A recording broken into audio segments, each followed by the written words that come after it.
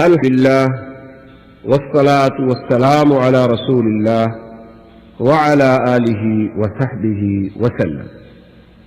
برادران اسلام، ثریا کارپوریشن برائے پروڈکشن و ڈسٹریبیوشن اپنی نئی پیشکش بعنوان منہاج مسلم، مسلمان کی زندگی کا طریقہ کار، شیخ حرم فضیلت الشیخ محمد خیر محمد حجازی المعروف شیخ مکی کی علمی کاوش آپ کی خدمت میں پیش کرنے کی سعادت حاصل کر رہے ہیں.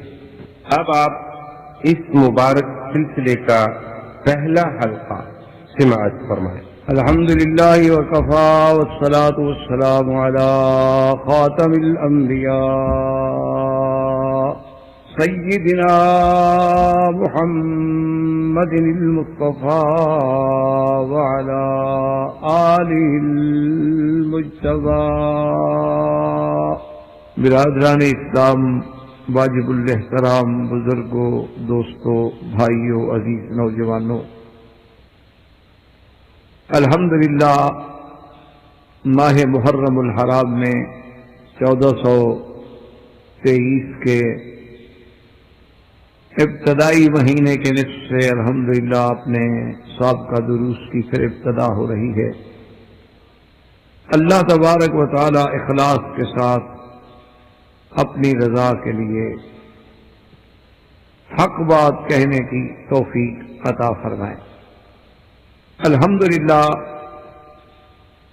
آپ کے اس ڈاکٹر فورم میں آپ لوگوں کے اخلاص سے، محبت سے، دعاؤں سے اللہ تبارک و تعالی نے اس عاجز کو توفیق بخشی کہ سیرت النبی، قصص الانبیاء اور اس کے بعد خلفائے راشدین کے 3 البم جو ہیں وہ اس وقت پورے عالم میں اللہ تبارک و تعالی کی رحمت سے ہمارے مسلمان بھائیوں کے زیر سماعت ہیں. اور اب جو درس کی انشاءاللہ ہم ابتدا کر رہے ہیں اس کا تعلق جو ہے وہ عقیدہ مسلم سے ہے، کیونکہ الحمدللہ آپ حضرات سب پڑھے لکھے ہیں اور جانتے ہیں کہ اصل بنیاد جو ہے وہ عقیدہ ہے.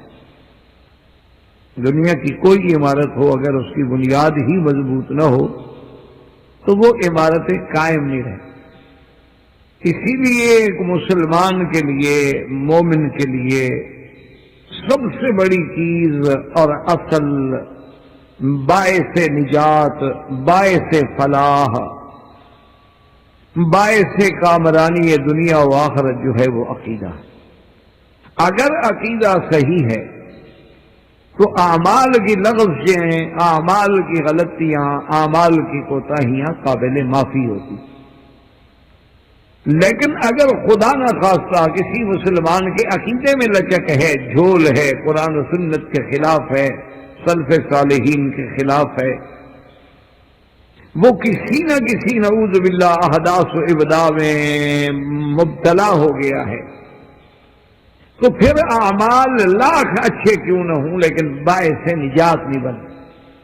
یہی وجہ ہے آپ دیکھیں کہ آج دنیا میں بڑے بڑے حوادث و زلازل آتے ہیں تو بعض غیر مسلم این جی اوز جو ہیں، کمیونٹیز جو ہیں، وہ سب سے پہلے مدد کو پہنچتے ہیں، اور بعض غیر مسلموں نے، کافروں نے یعنی اچھے اچھے کام کیے ہیں، ہسپتالیں بنائی ہیں، ادارے بنائے ہیں.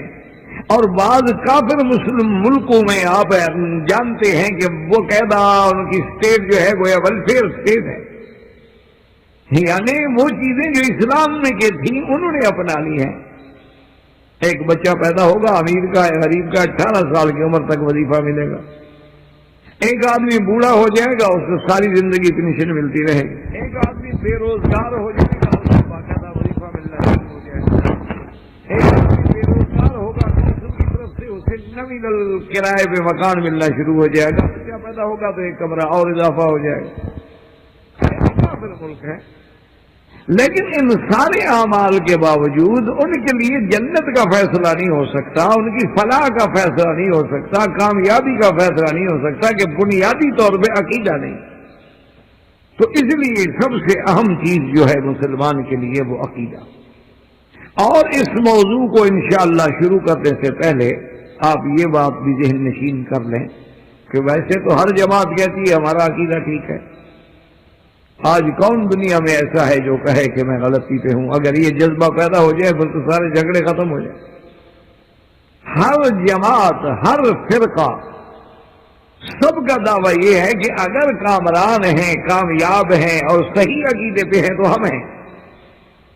یعنی آج دنیا میں آپ دیکھیں گے یہود ہیں، وہ کہیں گے ہم حق پہ ہیں، باقی تو انسانیت کا حقوق بھی نہیں رکھتے، سب سے اعلیٰ انسان بھی ہمیں اور سب سے نجات والا فرقہ بھی ہمیں اور اللہ کے محبوب بھی ہمیں۔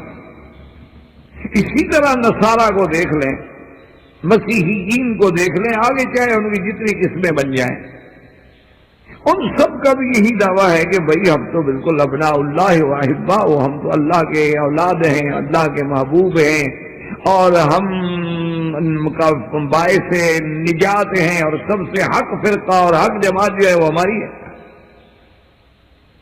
اسی طرح آپ ہندو مت میں آ جائیں، وہ بھی نعوذ باللہ یہ سمجھتے ہیں کہ ہم جو ہیں سب سے صحیح راستے پہ ہیں، ہمارے پاس وید ہیں، ہمارے پاس دیوی دیوتائیں ہیں، ہمارے پاس رامائن ہے، ہمارے پاس بڑی بڑی کتابیں ہیں اور ہمارا دین جو ہے، ہمارا مذہب جو ہے وہی سچا ہے، باقی تو سب قابل گردن زدنی ہے۔ اور اسی لیے آج کے فتنوں کو سامنے رکھیں کہ سب سے زیادہ یہود اور ہنود جو ہے وہ مسلمانوں کو مٹا رہے ہیں۔ وجہ یہ ہے کہ وہ اپنے مذہب میں یہ سمجھتے ہیں کہ کسی اور کو زندہ رہنے کا حق ہی نہیں، ورنہ آپ پوری دنیا میں چلے جائیں، کفار تو ہر ملک میں ہے لیکن کوئی کسی کی مسجد کو نہیں گرائے گا، کوئی کسی کی عبادت خانے کو نہیں گرائے گا۔ تو بہرحال میرے کہنے کا مقصد یہ تھا کہ دنیا میں بدھ مت ہیں جو بڑا قدیم مذہب ہے اور آج تک ان کے آثار، ان کے مجسمے، یعنی آپ ویسے ملک بھی ہیں تھائی لینڈ وغیرہ میں اور دیگر ممالک میں کہ وہاں آپ بدھ کے مجسمے دیکھ کے حیران ہو جائیں، مندر دیکھ کے حیران ہو جائیں کہ کتنا خرچ کیا ہے۔ اور اسی طرح بہت پرانے دور میں یعنی ہزاروں سال پہلے سے وہ بھی ایک مذہب اور اس کے پیروکار اپنے آپ کو حق پہ سمجھ۔ اسی طرح یعنی بدھ مذہب ہے، اسی طرح یدھ مت ہے، اسی طرح یہودیت ہے، اسی طرح نصرانیت ہے، اسی طرح دنیا میں اور بڑے بڑے فرقے ہیں، بعض جیسے دہریے ہیں، کمیونسٹ ہیں، سوشلسٹ ہیں، سب یہ سمجھتے ہیں کہ ٹھیک ہے۔ اب دیکھیں سوشلسٹ جو ہیں یعنی بالکل جو خدا کے وجود کے بھی منکر ہے، وہ کہہ رہے ہیں جی ہم ٹھیک ہے، ہمارا تو بالکل 2 اور 2 4 کی طرح سیدھی سی بات ہے۔ اور اس کے بعد یہ حیرت کی بات ہے کہ مسلمان کہلانے والے سرکار دو عالم صلی اللہ علیہ وسلم کو امام نبی، امام الانبیاء ماننے والے، خاتم الانبیاء ماننے والے، بدقسمتی یہ ہے کہ ان کے اندر بھی اتنے فرقے پیدا ہو گئے۔ ان کے نام لیوا، حضور کے کلمے پڑھنے والے نام لیواؤں میں اتنے فرقے پیدا ہو گئے ہیں، کہیں روافض ہیں، کہیں خوارج ہیں، کہیں نواسب ہیں، کہیں عباسیہ ہیں، کہیں اسماعیلیہ ہیں، کہیں آغا خانیہ ہیں، کہیں قادیانیہ ہے، اتنے فرق پیدا ہو گئے نعوذ باللہ ثم نعوذ باللہ کے بے حد و شمار، اور سب کا دعویٰ یہ ہے کہ ہم حق پہ۔ تو اس لیے پہلے انشاءاللہ اس اہم موضوع کو سننے اور سمجھنے سے پہلے آپ دماغ میں رکھ لیں کہ دعویٰ کرنا تو بڑا آسان ہے، لیکن ہمیں سب سے پہلے 2 باتوں کا دماغ میں اگر رکھ لیں کہ بھی ہم جو عقیدہ کر رہے ہیں تو اس عقیدے کے بارے میں ہم نے پوچھنا کس سے ہے۔ مثلا میں بیمار ہوں، پہلے میں یہ تو فیصلہ کروں نا میں نے کس ڈاکٹر سے علاج کرانا ہے، میں نے کس ہسپتال میں جانا ہے۔ اگر میں یہ بھی طے نہیں کر سکا تو پھر تو ٹھیک ہے، بیمار سوچتے سوچتے مر جائے گا۔ یا مذبذب ہو گیا کہ کبھی ادھر کبھی ادھر، کبھی ادھر کبھی ادھر. جس نے دوائی دی ایک دن استعمال کی جی فائدہ نہیں ہوا، دوسرے کی شروع ہو گئی، ایک دن استعمال کی فائدہ نہیں ہوا، تیسرے کی شروع ہو گئی، ایک دن استعمال کی فائدہ نہیں ہوا. وہ تو معدہ نہ رہا بلکہ دواؤں کا مسودہ بن گیا. اب کوئی دوائی اس پہ کیا اثر کرے؟ تو اس لیے سب سے پہلے ہمارے دماغ میں، ہمارے اذہان میں، ہمارے افکار میں یہ بات بیٹھنی چاہیے کہ کیا ہم خدا کو مانتے ہیں کہ اللہ ہی ہمارا خالق ہے. ایک لوگ وہ بھی تو ہے نا جو خدا کو نہیں مانتے، ان کو الگ رکھتے. وہ تو خدا کے قائل ہی نہیں ہو، کہتے کوئی خدا نہیں. ہزاروں سال گزر گئے، ہمیں آج تک نظر نہیں آیا، تو خدا کہاں ہے؟ وہ کہتے ہیں دیکھو جی عجیب بات ہے، یہ لوگوں نے خواہ ہمارے لیے ایک پرابلم بنائی ہوئی ہے. بلڈنگ ہم بناتے ہیں، پھول ہم لگاتے ہیں، گندم ہم اگاتے ہیں، فصلیں ہم اگاتے ہیں، ٹریکٹر ہم چلاتے ہیں. نہیں، اللہ نے پیدا کی ہے، اللہ نے تو آئے نہیں. وہ ایک الگ ہے، ان کو تو آپ رہیں، ان کا انشاءاللہ الگ موضوع ہے. لیکن جو لوگ خدا کو ماننے والے ہیں، جن کا عقیدہ ہے کہ خدا ہے، اور جن کا عقیدہ یہ ہے کہ خدا ہی نے ہمیں پیدا کیا، اللہ نے ہمیں پیدا کیا، اللہ ہی ہمارا خالق مالک ہے، تو اب ان کے لیے لازمی بات ہے کہ وہ تو پھر اللہ سے ہی پوچھیں گے نا، جو بنانے والا ہے، جس نے ہمیں پیدا کیا، کہ جی اس نے ہمیں کیوں بنایا. دیکھو نا، اب ایک چیز بن رہی تھی ابھی راستے میں، تو میں ڈاکٹر صاحب سے پوچھ رہا تھا یہ سیدھی لگا رہے ہیں؟ انہوں نے کہا نہیں، یہ تو اندر فلاں چیز بن رہی. تو اگر کوئی چیز ہمارے سامنے بنے گی تو ہم پوچھیں گے کہ یہ کیا ہے؟ وہ کہ جی مارکیٹ ہے. بھائی یہ کیا بنایا؟ انہوں نے کہا جناب یہ مسجد ہے. بھائی یہ ساتھ میں کیا ہے؟ انہوں نے کہا جناب یہ پارکنگ ہے. تو ہر چیز کا کوئی مقصد تو ہے نا. تو اگر اللہ تبارک و تعالیٰ کو ہم مانتے ہیں، ہم یہ مانتے ہیں کہ اللہ نے ہی اس کائنات کو پیدا کیا ہے اور ہمیں پیدا کیا ہے اور ساری مخلوق کو پیدا کیا ہے، تو پھر لازماً یہ فطری طور پہ ہمیں بغیر کسی دقت کے ماننا ہوگا کہ پھر ہمیں اسی سے ہی پوچھنا ہوگا کہ اس نے ہمیں کیوں پیدا کیا، اور کن باتوں سے وہ راضی ہے، کن باتوں سے وہ ناراض ہوگا، اور اس نے ہمیں اپنے بارے میں عقیدہ رکھنے کی کیا ہدایت. یہ لازمی بات، فطری بات، اس کا کوئی انکار ہی نہیں. ہاں ایک آدمی خدا کو نہیں مانتا، وہ اللہ کی ذات کا ہی قائل نہیں ہے. اچھا، بعض لوگ ہوتے ہیں کہ مانتے تو ہیں لیکن انکار کرتے ہیں انادن، یعنی بطور اناد انکار کر دیتے ہیں. جیسے آپ سے کسی کا جھگڑا ہو، کوئی آدمی اس سے پوچھے کہ جی آپ کی ان کے بارے میں کیا ہے، اور نہیں بس ٹھیک ہے، حالانکہ وہ اندر مانتا ہے کہ یہ آدمی اچھا ہے، اچھا ڈاکٹر ہے، سمجھدار ہے، ماشاءاللہ بڑا انٹیلیجنٹ، لیکن ضد ہے. جیسے فرعون جانتا تھا کہ خدا ہے، یہ نہیں کہ وہ نہیں جانتا تھا کہ خدا نہیں ہے. اسی لیے تو کہا انا ربکم الاعلی، یعنی رب کا تو وہ بھی قائل ہے. اور اسی لیے فوراً کا آمنت برب موسیٰ و ہارون، جانتا ہی نہیں رب موسیٰ کو تو کیسے مانتا ہے؟ وہ جانتا تھا. اسی طرح قارون ہے، نمرود ہے، ابی جہل ہے، سب لوگ جانتے تھے.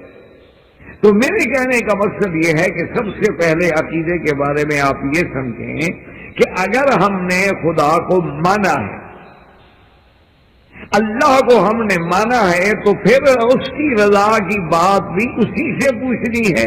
اور اللہ نے یہ کائنات، یہ نظام عالم جو بنایا ہے، یہ کیوں بنایا ہے، یہ بھی اسی سے پوچھنا ہے. اچھا، اللہ سے پوچھنے کا طریقہ کیا ہوگا؟ ہم براہ راست تو بات کر نہیں سکتے، نہ کوئی انسان خدا کو دیکھ سکتا ہے. ہاں قیامت میں تو اللہ توفیق دیں گے کہ ہر مسلمان کو اللہ کی رحمت سے اللہ کی زیارت ہوگی. حضور صلی اللہ علیہ وسلم کی صحیح حدیث مبارک میں ہے، آپ نے فرمایا صحابہ سے، 14ویں کا چاند کھلا ہوا تھا، فرمایا کہ اس کے اندر کوئی شبہ ہے. انہوں نے کہا یا رسول اللہ 14ویں کے چاند میں کیا شبہ ہو سکتا ہے؟ پہلی کے چاند میں تو شبہ ہو سکتا ہے، کسی کو نظر آیا، کسی کو نظر نہ آیا، باریک ہوتا ہے. 14ویں کا چاند تو ہر آدمی کو، بوڑھوں کو بھی نظر آ جاتا ہے. تو آپ نے فرمایا انکم سترون ربکم، تم بھی قیامت میں اپنے رب کو دیکھو گے. ولا تضامون فی رؤیتہ، اور اللہ کی رؤیت میں تمہیں کوئی شبہ نہیں ہوگا، یعنی حقیقی زیارت ہو، بالکل سچی صحیح زیارت.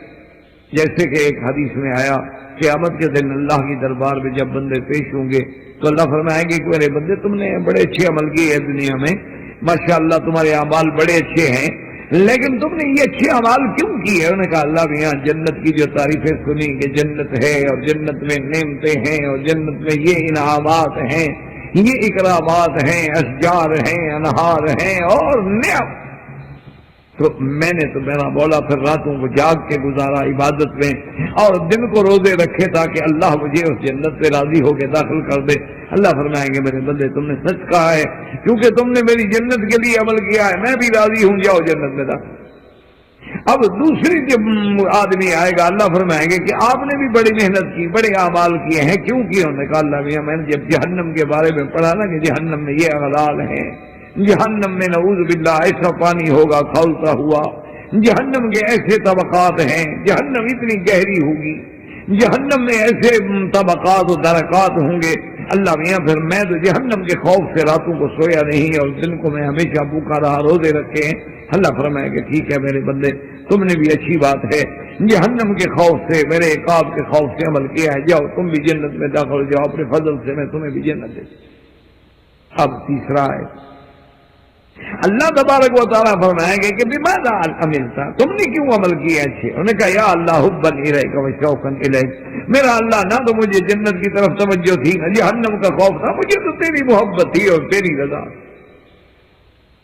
میں نے تو صرف تیری محبت میں اور تیری رضا حاصل کرنے کے لیے جو کچھ کیا ہے کیا ہے۔ تو حدیث میں آتا ہے اللہ فرمائیں گے میرے بندے تم نے سچ کہا ہے، اور اللہ پھر اپنے حجاب ہٹا کے ان کو زیارت کرائیں گے اور اس کے بعد وہ جنت میں داخل ہوگا، کیونکہ اللہ کی زیارت سے بڑی چیز، بڑی نعمت کیا ہو۔ تو اس لیے ہمیشہ اصولی سی بات ہے کہ اللہ سے ہم براہ راست بات نہیں کر سکتے، اللہ تبارک و تعالیٰ کی ہمیں رویت نہیں ہو سکتی، تو اب ہم کیسے پوچھیں گے؟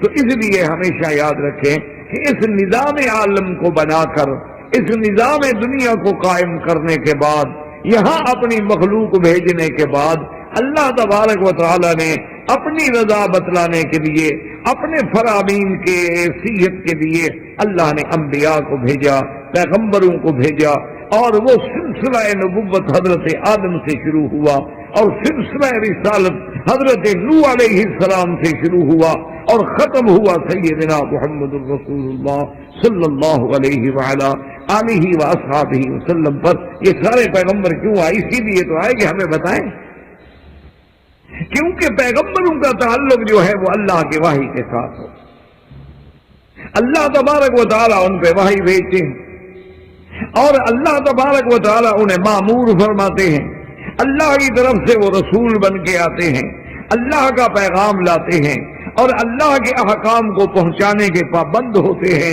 اور اللہ کے پیغمبر پھر امتوں کو دعوت دیتے ہیں اور بتاتے ہیں کہ خدا کیا چاہتا ہے۔ اسی لیے یہ سلسلہ قائم کیا گیا کہ اللہ نے کتابیں بھیجی، اللہ نے پیغمبر بھیجے۔ اب کتاب لانے والا پیغمبر کے پاس کون ہے؟ فرشتے بھیجے گئے۔ اسی لیے آپ نے دیکھا ہوگا کہ سب سے پہلے جب آپ ایمان کی بات کرتے ہیں تو آمنت باللہ وملائکتہ وکتبہ ورسلہ، یعنی آپ اقرار کرتے ہیں کہ اللہ پر ایمان اور پھر اللہ کے فرشتوں پر ایمان۔ کیوں؟ اگر فرشتے میں ایمان نہیں تو کتاب لانے والا تو فرشتہ ہے، اور فرشتہ جو لایا ہے وہ کیا ہے؟ وہ اللہ کی کتاب ہے، تو پھر کتاب پر ایمان۔ اور وہ کتاب کس پہ لائی گئی ہے؟ اللہ کے پیغمبر پہ، تو لازم بات ہے کہ رسول پہ ایمان۔ اور یہ سارا نظام کیوں بنایا گیا؟ کو بالیوم الآخر تھا کہ آخرت پر ایمان ہو کہ وہاں سزا اور جزا کا فیصلہ ہوگا۔ اور جب یہ سارا کچھ ہو گیا تو اب کبھی ہم دیکھتے ہیں کہ یہاں بھلائی بھلائی ہے اور یہاں برائی برائی ہے، کہ ہم دیکھتے ہیں کہ آج یعنی آپ دیکھیں گے مسجد اقصی سے لے کر ہند تک ہر جگہ مسلمان جل رہا ہے۔ یعنی آپ ذرا نظر دوڑائیں کہ اقصی کہاں ہے اور بابری مسجد کہاں ہے، عرب کہاں ہے اور ہند کہاں ہے، یہود کہاں ہے اور ہنود کہاں ہے، لیکن ہر جگہ مسلمانوں کو آگ میں جلایا جا رہا ہے، انہیں رودا جا رہا ہے، ان کی عصمت دری کی جا رہی ہے۔ یعنی ایک ماں فریاد کرتی ہے کہ خدا کے لیے میرے پیٹ میں بچہ ہے، میں حاملہ ہوں، رحم کرو۔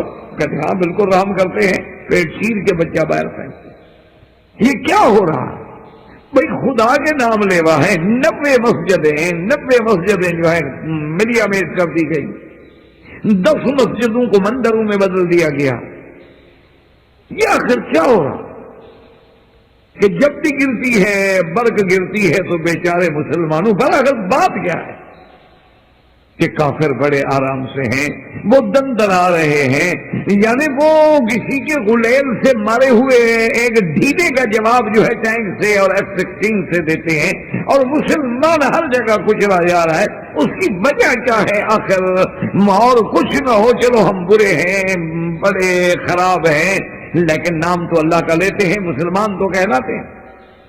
تو اسی لیے اب آپ عقیدے کے پہلے لفظ پہ آ جائیں کہ نؤمن بالقدر خیرہ و شرہ، نؤمن بالقدر خیرہ و شرہ من اللہ تعالی. اللہ ہمارا تیری تقدیر پہ ایمان ہے، خیر بھی تو بھیجتا ہے اور شر بھی تیری طرف سے آتا ہے، لیکن ادب کا تقاضا ہے کہ خیر تیری طرف منسوب کریں گے، شر کی نسبت تیری طرف نہیں کریں گے، ورنہ ہر چیز تو تیری طرف ہے. اور یہی وہ ادب ہے جیسے کہ ابراہیم علیہ السلام نے، اللہ کے قرآن میں ہے، انہوں نے کہا کہ مجھے وہی کھلاتا ہے وہی پلاتا ہے، لیکن جب بیماری کا ذکر ہے کہا فَإِذَا مَرِضْتُ فَهُوَ يَشْفِينِ، اور جب میں بیمار ہوتا ہوں وہ شفا دیتے ہیں. یعنی بیماری اپنی طرف نسبت، حالانکہ بیماری بھی تو اللہ دیتے ہیں، لیکن طریق ادب یہی ہے. تو اب ہم یہ کہیں گے کہ نؤمن بالقدر خیرہ، یہ جو کچھ ہو رہا ہے اس کی تقدیر کا فیصلہ ہے، اور اسی میں اللہ تبارک و تعالی، کیونکہ خیر و شر اسی کے ہاتھ میں. تو جس کو ہم تباہی سمجھ رہے ہیں، جس کو ہم زوال سمجھ رہے ہیں، جس کو ہم موت سمجھ رہے ہیں، جس کو ہم ہلاکت سمجھ رہے ہیں، پتہ نہیں اس کے علم میں کیا ہے. تو اس لیے عقیدے میں ہم نے پڑھا نؤمن بالقدر خیرہ و شرہ من اللہ، سب اللہ کی طرف. ما اصاب من مصیبت الا باذن اللہ، کوئی مصیبت نہیں آتی مگر اللہ کے اذن. قل لن یصیبنا الا ما كتب اللہ لنا، ہمیں کوئی تکلیف نہیں پہنچی مگر جو اللہ نے لکھا. آمنا باللہ. تو اب اگر دنیا میں بھی یہ ہو کہ کفر دندناتا رہے، مسلمان ضعیف رہے، تو آخر فیصلہ کب ہوگا؟ فرمایا والبعث بعد الموت، کہ جب دوبارہ اٹھائے جاؤ گے. اصل یہ دنیا تو بالکل دار العمل ہے، یہ تو شے کوئی نہیں، اصل تو دار الجزا، یہ تو چند روزہ دنیا ہے. اسی لیے ایک حدیث مبارک کہتا ہے کہ اللہ کے ہاں اس دنیا کی قدر و منزلت قدر جناح بعوضۃ، ایک مچھر کے پر کے برابر بھی ہوتی. لما سقا منہا، تو کافر کو تو ایک شربت مائن، ایک پانی کا گھونٹ بھی اللہ نہ دیتے، دشمن کو کون دیتا ہے؟ لیکن چونکہ اللہ کے ہاں یہ چیز ذلیل ہے، ہمارے نزدیک چونکہ بڑی اہمیت رکھی ہے، اس لیے ہم پریشان ہوتے ہیں. تو اس لیے ہمیشہ ایک ذہن میں بات رکھ لیں کہ جب بھی عقیدہ مسلم کی بات ہوگی، عقیدہ اسلام کی بات ہوگی، جب بھی عقیدہ صحیح کی بات ہوگی، تو سب سے پہلی بات یہ یاد رکھیں کہ اس کا ہمارے لیے ہوگا، ہمارے لیے دلیل کیا ہوگی، مستند کیا ہوگا، یا اللہ کا قرآن ہوگا یا فرمان محمد مصطفیٰ صلی اللہ علیہ وسلم. ہمارا اصل مرجع جو ہے، ویسے علماء کے نزدیک 4 مراجع ہوتے ہیں جن کا ذکر کتابوں میں کیا جاتا ہے، کہ ایک مرجع جو ہے کتاب اللہ، اور دوسرا ہے سنت رسول اللہ صلی اللہ علیہ وسلم، اور تیسرا ہے اجماع امت، اور چوتھا ہے قیاس. لیکن اگر دیکھا جائے تو اجماع امت کا تعلق اور قیاس کا تعلق بھی کتاب اللہ اور سنت رسول اللہ. قیاس کا کیا معنی ہوتا ہے کہ قرآن و سنت کی کوئی مثال دیکھ کر اس پر اس کو منطبق کرنا، قیاس کرنا کہ بھئی ہمارے پاس مسئلہ تو ہے نہیں، لیکن اسی قسم کا ایک مسئلہ پہلے موجود ہے تو یہ بھی ہے تو اسی طرح کا، تو لہذا اسی پہ قیاس کر دیا گیا. جیسے مثلا مسلمانوں کے سامنے ایک بات آ گئی کہ بھی کسی آدمی کا خون جو ہے دوسرے آدمی کو لگا دیں کیا جائز ہے؟ وہ اس کا خون ہے، یہ اس کا خون ہے. یہ تو ہماری علمی تحقیق ہے کہ بلڈ ملتا ہے، گروپ ملتا ہے، فلاں ملتا ہے. معنی یہ ہے کہ کیا کسی انسان کا کسی دوسرے انسان کو خون لگا دینا، یا یوں سمجھیں ایک اور ذرا آسان سمجھ لیں کہ کسی عورت کو کسی مرد کا خون لگا دینا، عورت اور ہے مرد اور ہے، اجنبی ہے، لیکن اس کو ہم خون دے رہے ہیں. اچھا اتفاق سے کسی عورت کا گروپ مل گیا، اس کا بلڈ لے کے مجھے دے رہے ہیں، وہ اجنبی ہے، میں اجنبی ہوں. تو اب یہ خون لینا جو ہے، اس کا ٹرانسفر کرنا جو ہے، تو یہ سرکار کے زمانے میں یا خلفائے راشدین کے زمانے میں تو تھا ہی نہیں. تو اب جب علماء کے سامنے یہ مسئلہ آئے گا تو وہ بیچارے کہاں سے تلاش کریں گے؟ اسی لیے بعض لوگ غصے میں آ کے کہہ دیتے ہیں او جی قیاس قیاس، حنفیوں نے قیاس لگا رکھا ہے. سب سے پہلے قیاس تو ابلیس نے کیا تھا. سب سے پہلے قیاس جو ہے وہ تو ابلیس نے کیا تھا، کہ جس نے کہا کہ جی آپ نے اس کو مٹی سے پیدا کیا ہے اور مجھے آپ نے آگ سے پیدا کیا ہے. آگ مٹی سے زیادہ بہتر ہوتی ہے، مٹی مٹیالی ہوتی ہے، آگ روشن ہوتی ہے. آگ ذریعہ حیات ہے، علامت حیات ہے، اور مٹی جو ہے وہ برودت والی چیز ہے، علامت موت ہے. تو میں اس کو کیوں؟ تو اس نے قیاس لڑایا تھا.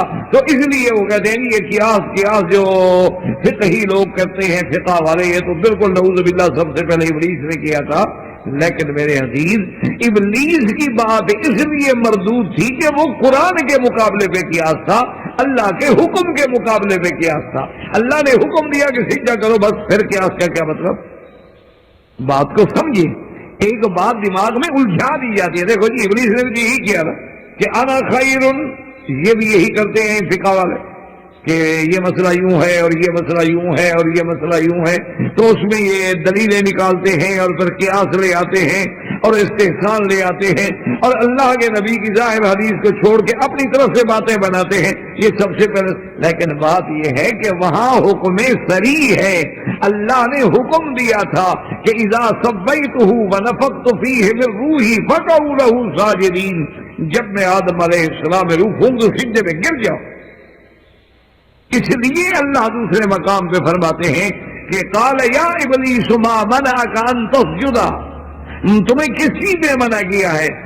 جبکہ میں نے امر تو کہا، تمہیں حکم دیا ہے. حکم کے مقابلے پر یاد رکھو، جب حکم قرآن میں آ جائے یا حکم فرمانے رسول میں آ جائے تو وہاں قیاس نہیں ہوتا. وہ تو حکم ہے، نص موجود ہے، بات ختم ہو گئی. قیاس تو وہاں کیا جاتا ہے کہ جہاں قرآن میں ہمیں مسئلہ نہ ملے، حدیث رسول عربی صلی اللہ علیہ وسلم میں مسئلہ نہ ملے اور مسئلہ پیش آ جائے کہ بلڈ دینا ہے، اور آج کل بلڈ دینا جو ہے وہ اتنا ضروری ہو گیا کہ کوئی آپریشن نہیں ہو سکتا. کسی کی زندگی نعوذ باللہ بظاہر اسباب کی حد تک یعنی بچانے کے لیے جد و جہد بھی نہیں کی جا سکتی. تو اب کیا کریں گے؟ تو علماء نے اس کو قیاس کیا دودھ پر کہ اگر ایک ماں دوسرے کے بچے کو دودھ پلا سکتی ہے اور دودھ بھی اس کے معدے میں اور عروق میں جانے کے بعد خون ہی بنتا ہے، تو اس کا معنی یہ ہے کہ پھر خون بھی دیا جا سکتا ہے. اگر دودھ دیا جا سکتا ہے تو پھر خون بھی دیا جا سکتا ہے. تو انہوں نے قیاس، یہ ہوتا ہے قیاس.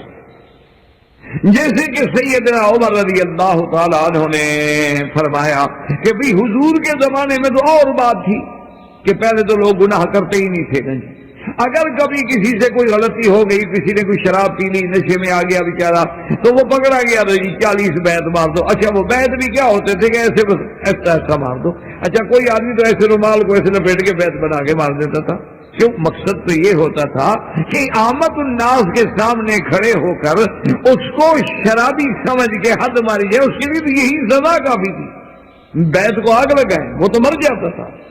یہ تو آج لوگ بڑے بڑے بہادر ہیں نا، ٹکٹکی پہ کھڑا کر کے کوڑے مار دو، پھر بھی اتر کے کہتے جی کیا ہوا. اس وقت تو شریف لوگ تھے، ان پر تو صرف الزام ہی لگ جاتا تھا نا نعوذ باللہ کسی گلی میں، تو وہ تو محلے چھوڑ کے شہر چھوڑ کے نکل جاتے کہ بھئی اس علاقے میں مجھ پہ الزام لگ گیا ہے، میں کیسے رہوں. اور جس کو سزا مل جاتی تھی وہ تو جیتے جی مر جاتا تھا، یعنی نعوذ باللہ وہ تو بدنام ہو جاتا ہے. سزا یافتہ ہے، سزا یافتہ ہے، شرابی ہے، شرابی ہے، اس کو کوڑے مارے گئے. لیکن جو ہم حضور کے زمانے سے دور ہوتے گئے، لوگ بگڑتے گئے، تو حضرت عمر نے کہا صحابہ سے کہ اب تو وہ 40 ایسا والے جو کوڑے ہیں نا، چھڑے مار لیا، اس سے کچھ نہیں بنتا، یہ لوگ نہیں چھوڑتے، ان کے لیے تو اب سخت سزا چاہیے. تو سب نے سر جوڑ کے فیصلہ کیا. کسی نے کہا کہ چلو جی وہ 40 مارو لیکن زور سے مار دو، کسی نے کہا نہیں 50 کر دو، کسی نے کہا جی 60 کر دو. بہرحال اپنی اپنی رائے چلتی رہی. سیدنا علی رضی اللہ تعالی عنہ سے حضرت عمر نے پوچھا کہ حضرت آپ کیا فرماتے ہیں؟ انہوں نے کہا میرا خیال یہ ہے کہ اس کو 80 کوڑا. حضرت عمر نے فرمایا کہ بھی 80 کوڑے کیوں مارے جائے حضرت علی، دلیل کیا ہے؟ انہوں نے فرمایا کہ من شرب سکر ومن سکر ہذا، آپ نے فرمایا جو شراب پیے گا لازمی بات ہے نشہ ہوگا، جب نشہ ہوگا تو بکواس کرے گا، نشہ ہوگا تو جو مرضی آئی پھر کہتا رہے گا۔ اور اللہ نے قرآن میں کسی پر ناجائز تہمت لگانے کی سزا جو ہے وہ 80 کوڑے رکھی ہے قذف المحصنات میں، تو یہ بھی تو جب نشے میں ہوگا جو مرضی ہے کہتا رہے گا، کسی کو ماں کسی کی بہن کسی کو سب شروع کر دے گا، تو اس کو اسی سزا پر ہم اندازہ کر لیتے ہیں۔ تو اس کا معنی یہ تھا کہ اس سزا پر قیاس کیا کہ جو آدمی ناحق تہمتیں لگا رہا ہے وہ بھی تو عقل والی بات نہیں کر رہا نا، اور شرابی جب عقل میں نہیں ہوگا تو وہ بھی تو وہی باتیں کرتا ہے۔ اس لیے ہمیشہ یاد رکھیں ایک ہوتا ہے قیاس نص کے مقابلے پہ، نعوذ باللہ وہ کون جائز سمجھتا ہے؟ جب قرآن میں نص ہے یا حدیث مبارک میں نص ہے، اللہ کے نبی نے واضح کر دیا، تو پھر کسی کو قیاس کی کیا طاقت ہے؟ پھر اس پہ اجماع کرنے کی کیا ضرورت ہے؟ اجماع بھی تب ہوتا ہے یاد رکھو کہ ایک مسئلے کی اصل تو موجود ہے لیکن اس کی وہی ترتیب موجود نہیں، جیسے کہ حضرت عمر نے دیکھا کہ لوگ تراویح پڑھ رہے ہیں رمضان میں، تراویح تو حضور نے بھی پڑھائی 3 رات، تو مانا ہے کہ تراویح پڑھانا تو سنت ہے، ثابت ہو گیا کہ حضور باغ میں پڑھائی، اور پھر 4تھی رات حضور تشریف نہ لائے، اس کی بھی وجہ دی، حضور نے فرمایا کہ اگر میں آ جاتا تو اللہ ہمیشہ کے لیے میری امت کے لیے فرض کر دیتے تو پھر میری امت کے لیے مشکل ہو جاتی، تو ورنہ اس کا پڑھنا تو حضور سے ثابت ہو گیا۔ اب حضرت عمر نے صرف یہ دیکھا کہ بھی کوئی آدمی ادھر کھڑا ہے، کوئی ادھر کھڑا ہے، کوئی ادھر کھڑا ہے، انہوں نے فرمایا کہ لو جماعتہم علی قاری واحد، کہ اگر میں ان کو ایک قاری کے پیچھے کھڑے کر دوں تو سبحان اللہ جماعت بھی بڑی ہو جائے گی اور سارے قرآن پاک کو بھی سنیں گے۔ تو حضرت نے حکم دیا کہ ابی ابن کعب جو اقرا تھے صحابہ میں، وہ امام بنے، وہ تراویح بنائے اور سب کٹھے ہو جائیں۔ اچھا، سب صحابہ نے حضرت عمر کی بات کو مان لیا، کسی نے اعتراض نہ کیا، تو خلیفہ راشد کی سنت بھی ہو گئی اور اجماع بھی ہو گئی۔ تو اس لیے ہمیشہ یاد رکھیں کہ اصل بنیاد کیا ہے؟ کتاب اللہ اور سنت رسول صلی اللہ علیہ وسلم، اور پھر تیسرا درجہ کیا ہے؟ اجماع، اور چوتھا درجہ کیا ہے؟ قیاس۔ لیکن اجماع و قیاس بھی پھر کتاب و سنت کی طرف لوٹ آئیں گے، تو لہذا مرجع کیا رہے گا؟ قرآن رہے گا یا فرمان رسول عربی رہے گا صلی اللہ علیہ وسلم۔ اچھا، اب اسی طرح ایک اور بات سمجھ لیں کہ بعض چیزیں ہیں کہ روایت تو ملتی ہے ہمیں حضور صلی اللہ علیہ وسلم، لیکن وہ خبر واحد ہے، یعنی ایک صحابی نے خبر عطا فرمائی، وہ بھی ہمارے لیے آنکھوں پر تو حدیث رسول ہے، لیکن ایک حدیث مبارک ہے جو بالکل متواتر ہے، تواتر ہے، یعنی ماشاءاللہ اس صحابی نے بھی روایت کی، اس نے بھی روایت کی، اس نے بھی روایت کی، اس نے بھی روایت کی، پھر تواتر چلا آ رہا ہے ماشاءاللہ۔ تو اس لیے اب دونوں میں تھوڑا سا فرق ہو جائے گا کہ وہ جو ہے تواتر سے متواتر ثابت ہے یا قرآن کی آیت سے، وہ تو قطعیات کہلائیں گے، یقینیات اور قطعیات، کہ بھئی یہ حکم تو یقینی قطعی، بس اس میں تو کوئی زبردیر بھی اونچی نیچی نہیں کر سکتا۔ اور اگر متواتر کے درجے پہ نہیں پہنچی اور نص میں ہمیں کوئی چیز نہیں ملی تو پھر وہ ظنیات میں آئے گی، ظنیات پر بھی عمل ہوتا ہے، یاد رکھیں، یہ نہ ہو کہ ہر ظن جو ہے نعوذ باللہ باطل ہوتا ہے، کبھی تو ظن بمانے یقین بھی ہوتا ہے، جیسے اللہ فرماتے ہیں وَأَنَّهُمْ يَظُنُّونَ أَنَّهُمْ مُلَاقُو رَبِّهِمْ، ان کو یقین تھا کہ ہم نے رب کو ملنا ہے، إِنِّي ظَنَنْتُ أَنِّي مُلَاقٍ حِسَابِيَهْ، کہ مجھے یقین تھا کہ مجھے رب کے پاس جانا ہے لفظ زن لیکن یقین کے معنی میں، اور کبھی زن کے معنی ہوتا ہے، جیسے اللہ نے فرمایا کہ یہ کافر لوگ جو ہیں کیا کرتے ہیں، ان کے پاس کوئی دلیل تو ہے نہیں، انہوں نے تو خود نام رکھے ان یتبعون الا الظن وما تهوى الانفس، اور دوسری جگہ فرمائیں یتبعون الا الظن وان الظن لا یغنی من الحق شیئا، یہ لوگ تو محض اپنے تخیلات توہمات پہ پیچھے لگے ہوئے ہیں، اور اس قسم کے تخیلات توہمات جو ہیں وہ تو کوئی فائدہ نہیں پہنچا۔ اس لیے یہ ظن الگ ہے، ایک وہ ظن ہے کہ ہمیں جیسے ہم نماز میں بھول گئے تو ظن پہ عمل کریں گے، ہم راستے میں جا رہے تھے، کعبہ شریف نہیں ملا، اندھیری رات ہے، سمجھ نہیں آ رہا، تو ظن غالب پہ عمل کریں۔ تو اس لیے ہمیشہ یاد رکھیں۔ تو اب جو بات اور جو بحث اور جو چیز ہم الحمدللہ اپنے دروس کی ابتدا کرنے والے ہیں، یعنی عقیدے کی، تو اس کے ثبوت کے لیے لازمی بات یہ ہے کہ نص ہوگا اور یہ حدیث متواتر قطعی ہوگی، قطعی یہ ثبوت ہوگی، جس کے اندر کسی قسم کی کوئی بات کا احتمال نہیں ہوگا۔ عقیدہ ایسی بات نہیں ہوتی کہ ضعیف روایت بھی بندہ پیش کر دے، تو جب ضعیف روایت عقیدے میں پیش نہیں کر سکتا تو پھر یہ کہے کہ بزرگوں نے فرمایا ہے، تو اس سے عقیدے ثابت نہیں ہوتے۔ یہی وہ بنیاد ہے، وہ دھوکہ ہے جس میں اللہ تبارک و تعالی مسلمانوں پہ رحمت فرمائے کہ آج دنیا میں کلمہ پڑھنے والے جو ہیں وہ شرک میں مبتلا ہیں، وہ بدعات میں مبتلا ہیں، اور سمجھتے یہ ہے کہ ہم مسلمان ہیں، جیسے کہ اللہ نے فرمایا وما یؤمن اکثرهم باللہ الا وهم مشرکون، یہ دعویٰ ایمان کا ہے لیکن مشرک۔ اس لیے ایک بات تو یہ رکھیں، سب سے پہلے چونکہ ہمیں پیدا ہی اللہ نے کیا ہے تو پوچھنا اللہ سے، اللہ نے کن کو بھیجا ہے؟ پیغمبروں کو۔ اللہ نے ان کے ساتھ کیا بھیجا ہے؟ کتاب کو۔ تو اب جب عقیدے کی بات ہوگی، یا تو اللہ کے قرآن کی نص ہوگی یا فرمان رسول عربی صلی اللہ علیہ وسلم، وہ حدیث مبارک جو متواتر ہے اور قطعی ثبوت ہے اور قطعی دلالت ہے، ورنہ تو ہر حدیث ہمارے آنکھوں پر، جیسے کہ محدثین ضعیف حدیث کو بھی فضائل اعمال میں لے لیتے ہیں، لیکن فضائل اعمال الگ چیز ہے اور اس بات عقیدہ الگ۔ تو ایک تو ان چیزوں کو ذہن میں رکھ لیں، اور دوسری بات یہ یاد رکھ لیں کہ سب سے جو مسئلہ ہے بڑا، وہ تو سارے قرآن کو آپ پڑھ جائیں نا انشاءاللہ، اللہ پڑھنے کی توفیق دے، غور و فکر کی توفیق دے، ترجمے کے ساتھ پڑھنے سمجھنے کی توفیق دے، آپ دیکھیں گے کہ سارے قرآن میں الف سے لے کر یہ تک جو ہے صرف 3 مسائل، سارے قرآن پاک پہ جب آپ نظر ڈالیں گے، سارے قرآن کی تفاسیر پہ آپ نظر ڈالیں گے تو ان کو کہتے ہیں مسائل مہمہ، یعنی بڑے اہم مسئلے۔ اچھا، اسی کو بعض علماء کے اصطلاح میں یہ بھی کہتے ہیں الایمان بالثلاثیات، کہ بھی وہ 3 مسئلوں پر ایمان لانا، اور بعض علماء اپنی اصطلاح میں اسی کو الاصول الثلاثہ بھی کہتے ہیں کہ وہ 3 جو بنیاد ہیں، اصول ہیں۔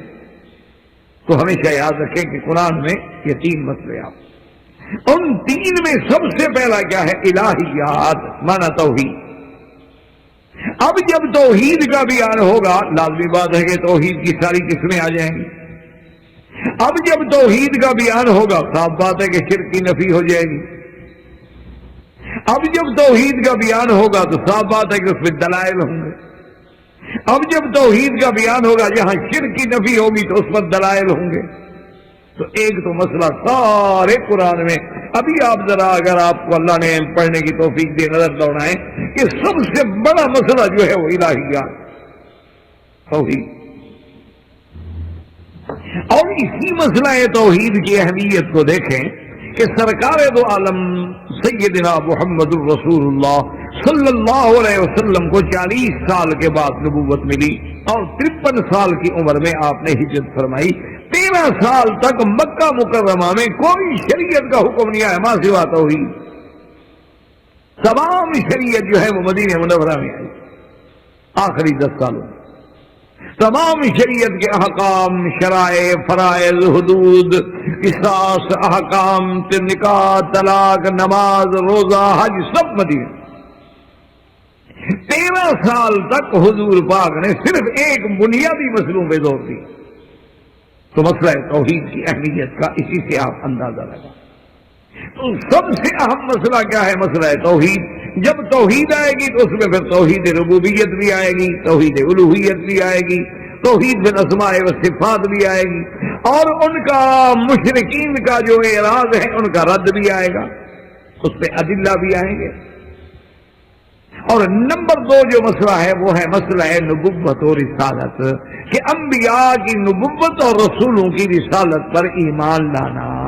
تو جب انبیاء کی نبوت و رسولوں کی رسالت سے ایمان کا مسئلہ آئے گا تو منکرین نبوت اور منکرین رسالت کا رد بھی آئے گا، انبیاء کی نبوت اور انبیاء کی رسالت کا اثبات بھی آئے گا، اس میں دلائل بھی آئیں گے۔ تو دوسرا مسئلہ ہوا نبوت اور رسالت، اور تیسرا مسئلہ ہے معاد۔ معاد کا کیا معنی؟ یعنی آخرت پر ایمان کہ بھی، اور پھر جب معاد کو مسئلہ آئے گا تو پھر اس میں صرف ایک بات نہیں آئے گی، پھر اس میں ہمارا مرنے کے بعد اٹھنا آئے گا، جنت آئے گی، جہنم آئے گی، صراط آئے گی، حساب آئے گا، میزان آئے گا، پھر اس کی ساری تفصیلات آئیں گی، پھر اس کے لیے دلائل آئیں گی اور منکرین پہ رد آئے گا۔ تو قرآن کے سب سے بڑے اہم مسائل جو ہے وہ تین، باقی تو احکام ہیں، باقی تو قصص ہیں۔ اللہ نے انبیاء کے قصص بیان کیے، اللہ نے اقوام سالفہ کے قصص بیان کیے، اللہ تبارک و تعالیٰ نے اس میں احکام عطا فرمائے، اللہ نے اس میں حدود کا بیان فرمایا، اللہ تبارک و تعالیٰ نے اس میں جو ہمارے عبادات بدنیہ تھی، عبادات مالیہ تھی، عبادات مشترکہ بین المال والبدن تھی، ان کا ذکر فرمایا ہے۔ لیکن بنیاد جو ہے، اس لیے کوئی بھی آپ صورت دیکھ لیں، جب بھی پڑھیں گے نا، اول میں، اوسط میں، آخر میں لازماً کسی نہ کسی ان تین مسئلوں میں سے کوئی مسئلہ آ جائے۔ تو اس لیے یعنی اندازہ فرما لیں کہ سب سے اہم مسئلہ جو ہے وہ اللہ کی توحید، اور اس کے ساتھ دوسری بات کو بھی ذہن میں رکھ لیں کہ سب سے پہلے توحید کے خلاف جو شرک کی بنیاد پڑی ہے یہ بھی بہت پرانی ہے، حضرت نوح علیہ السلام کے زمانے سے۔ اور پھر یہ بھی دیکھ لیں کہ شرک کی کئی قسمیں، لیکن جو سب سے پرانا شرک ہے وہ ہے بتوں کی پوجا، اور یہ حضرت نوح علیہ السلام کے زمانے سے شروع۔ پھر جو دور آتا گیا اس کی شکلیں بدلتی گئیں، ترقیاں ہوتی گئیں، حتیٰ کہ وہ دور بھی آ گیا کہ اللہ کے کعبے میں بھی بت، اللہ کے گھروں کو بھی نعوذ باللہ بت خانے میں بدل دیا گیا، کہاں خدا کا کعبہ اور کہاں بت۔ تو اس لیے یہ شرک کی بیماری جو ہے یہ بھی بہت پرانی ہے، کیونکہ جب سے توحید چلی ہے لازمی بات ہے کہ پھر باطل تو ہے نا۔ جب سے اللہ نے آدم علیہ السلام کو پیدا کیا، اللہ نے آدم کو اتارنا چاہا تو آخر شیطان تو پھر ہے نا، کیونکہ یہ تو نظام فطرت ہے، یہ تو سنت اللہ ہے کہ جب تک تضاد نہ ہو، تقابل نہ ہو، چیز واضح نہیں ہوتی۔ یعنی اگر رات نہ آئے تو دن کو کون پوچھتا ہے؟ اگر دن نہ آئے تو پھر رات کی کیا قیمت ہے؟ تو لازمی بات ہے کہ نور بھی ہے، ظلمت بھی ہے، حق بھی ہے، باطل بھی ہے، صدق بھی ہے، کذب بھی ہے۔ جب توحید ہے آگے شرک ہے، تو اسی لیے تو پھر پرکھنا ہوگا کہ کس نے توحید کو اپنایا اور کون مشرک بن گیا۔ تو اس لیے سب سے پرانی بات جو ہے تو یہ۔ اب اس کے بعد دیکھیں کہ شرک کے پھر اقسام بنتے گئے، اور سب سے زیادہ فتنے جو ہیں پھر حضور صلی اللہ علیہ وسلم کے زمانے میں اور آپ کے زمانے کے بعد پھیلانے والے کون ہیں؟ وہ یہود۔ ذرا یہ سارا منظر انشاءاللہ آپ کے سامنے آ جائے تاکہ پھر آگے جب اللہ کو منظور ہے، اللہ توفیق دیں گے، بات شروع ہوگی تو سمجھنے میں اللہ کی رحمت سے آسانی ہوگی۔ پھر یہود نے دراصل جتنے پھرا کے باطلا ہے نا، ان کی بنیاد جب بھی آپ خریدیں گے، ڈھونڈیں گے تو یہود پیچھے ملیں گے۔ انہوں نے شرک کے اپنے اقسام نکال لیے کہ حضرت عزیر کو خدا کا بیٹا بنا لیا، نصارہ نے عیسیٰ علیہ السلام کو خدا کا بیٹا بنا لیا، اور یہودیوں نے پھر اسلام کو نقصان دینے کے لیے جب یہ دیکھا کہ اسلام پوری دنیا پہ غالب آ رہا ہے، کہ اسلام تو پھیلتا چلا جا رہا ہے، پر جہاں سے صحابہ گزر جاتے ہیں لوگ مسلمان ہو جاتے ہیں۔ یعنی بعض اوقات تو لڑائی نہیں کرنی پڑتی۔ آج آپ دیکھیں کہ ہم کتنے مسلمان ہیں، لیکن حضرت عمر کو تو بغیر لڑائی کے بیت المقدس کی پادریوں نے چابیاں سپرد کر دی۔ تو جب ان لوگوں نے، یہودیت نے یہ دیکھا کہ اسلام 22 لاکھ مربع میل پہ چلا گیا ہے، تو انہوں نے کیا کیا کہ انہوں نے اسلام کو کمزور کرنے کے لیے، اسلام کی طاقت کو ہلاک کرنے کے لیے، مٹانے کے لیے اسلام کا لبادہ اوڑھ لیا، مسلمان بن گئے، اور اندر پھر انہوں نے فرقے پیدا کیے۔ اسی جگہ انہوں نے روافض کو پیدا کیا، اور پھر روافض کا کیا عقیدہ بنا؟ ان کا عقیدہ یہ ہو گیا کہ انہوں نے کہا کہ جی ہمارے ائمہ جو ہے وہ تو خود عالم الغیب ہے، ہمارے ائمہ جو ہیں وہ تو حلال حرام کرنے کا اختیار رکھتے ہیں۔ انہوں نے کہا ہمارے ائمہ جو ہے وہ تو ساری دنیا کا نظام ان کے ہاتھ میں۔ کہیں خوارج کو پیدا کیا، کہیں نواسب کو پیدا کیا، اسی طرح پھر یہ فرقے بنتے گئے بڑھتے گئے، اور ہماری بدقسمتی کے لیے ہمارے انڈو پاک میں، یعنی ہمارے ایشیا کا جو علاقے ہیں، ان پہ جب اللہ رحمت فرمائے انگریز نے آ کر تسلط جمایا اور جنگ 1857 میں جب جنگ آزادی لڑی گئی، تو وہاں بھی انگریز چونکہ ابلیس، سیاست کا وہ ابلیس ہے،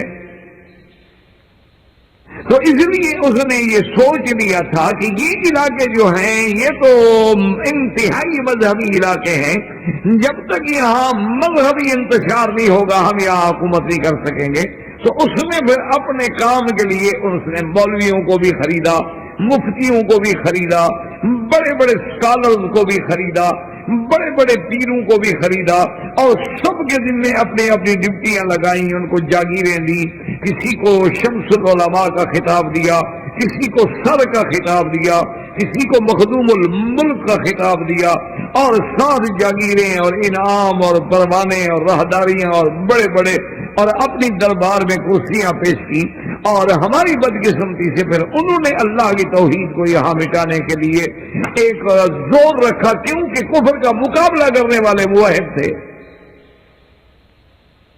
اتفاق کی بات یہی تھی کہ انگریز کا مقابلہ کرنے والے جو علماء تھے وہ موحد تھے، اس لیے پھر وہابی نجدی، یہ ان کا بھی قصور کیا تھا کہ یہ موحد تھے اور قرآن کو سینے سے لگائے ہوئے تھے۔ تو ان لوگوں نے پھر ان کے خلاف تکفیر کی، توپ خانے کھول دیے اور الزامات کے ڈھیر لگا دیے، اور اللہ معاف کرے محبت میں اور غلو کی عقیدت میں ڈال کر ان کو مشرک بنانا شروع کیا۔ یعنی آپ اندازہ کریں گے کہ 1857 کی جنگ میں 13,000 علماء کو پھانسی پہ لٹکایا گیا ہے، 13,000 علماء، اور بعض علماء کا چمڑا جو ہے وہ اتارا جاتا تھا جیسے جانور کا چمڑا اتارا جاتا ہے، جیسے آپ بکرا ذبح کرتے ہیں تو چمڑا اتارتے ہیں، اس کا چمڑا اتارا جاتا، اور چوک میں پھانسیوں پہ لٹکائے جاتے تھے۔ اور اس وقت جو مشرک تھے وہ انگریز کی حکومت کو ثابت کرنے کے لیے کہہ رہے تھے کہ یہ دارالاسلام ہے، انگریز کی حکومت تو بالکل امن ہے۔ انہوں نے کتابیں لکھی باقاعدہ، اعلام الاحلام بان الہندوستان دارالاسلام، دارالسلام، ان لوگوں نے کتابیں لکھی، ان کی تائید کی اور اہل توحید کو مروا دیا۔ ان کا جرم کیا تھا کہ اللہ کی توحید، ان کا جرم کیا تھا اتباع قرآن و سنت۔ تو اس لیے ہمارے ہاں پھر یہ جو چیز تھی شرک اور بدعات یہ زیادہ پھیلے، اور دوسری وجہ کیا تھی؟ ہندو کا قرب، کہ مسلمان اور ہندو ایک دوسرے کے ساتھ کٹے رہتے۔ یہ تو اب دنیا نے فسادات کے ذریعے مسلمانوں کو نقصان پہنچانے کے لیے پھر قواریت کو ہوا دی ہے، ورنہ تو مسلمان ہندو کٹھے رہتے تھے، کٹھے اٹھنا، کٹھے بیٹھنا، شادیوں میں آنا، ایک دوسرے کے ساتھ مل کے رہنا، نہ کوئی جنگ، نہ کوئی جھگڑا، نہ کوئی بات۔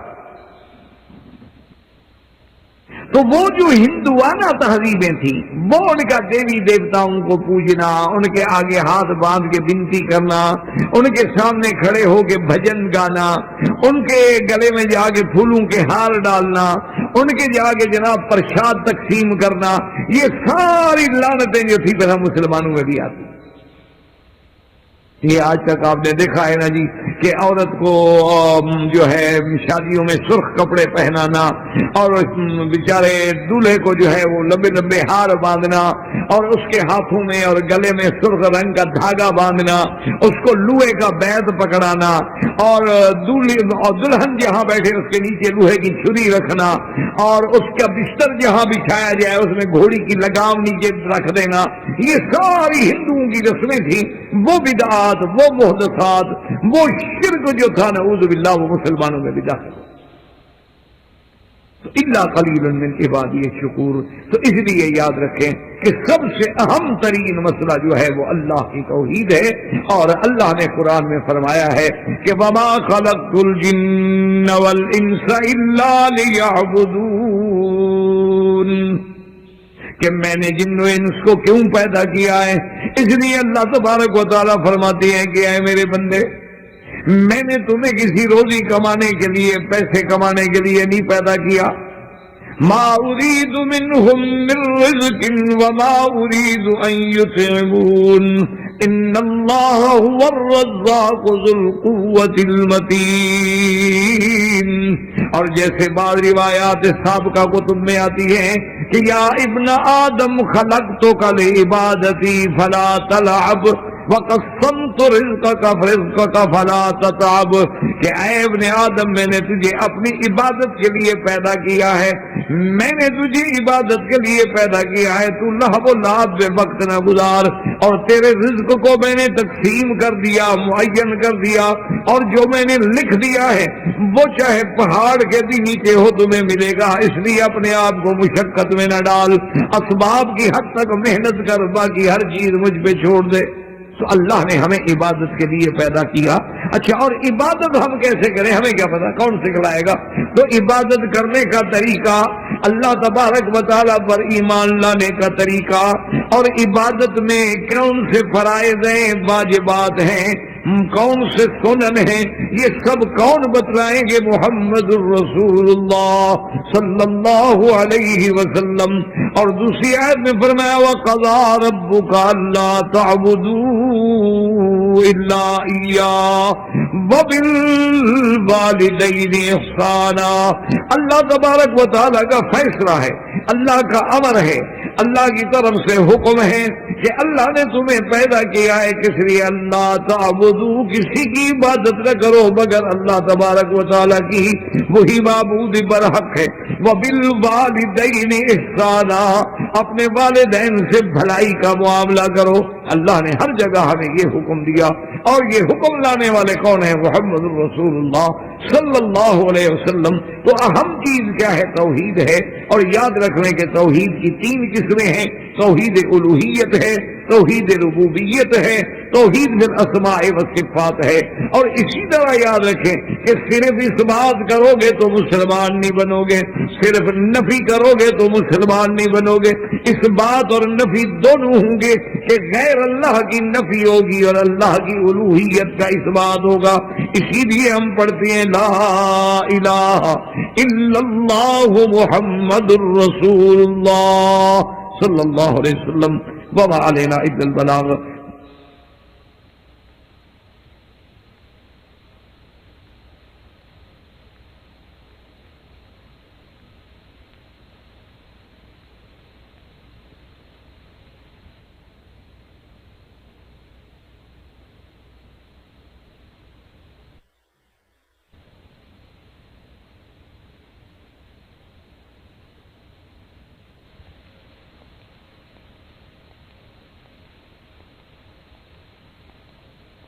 برادران اسلام، واجب الاحترام بزرگوں، دوستوں، بھائیوں، عزیز نوجوانوں، الحمدللہ آپ کی اس مسجد مبارک میں اور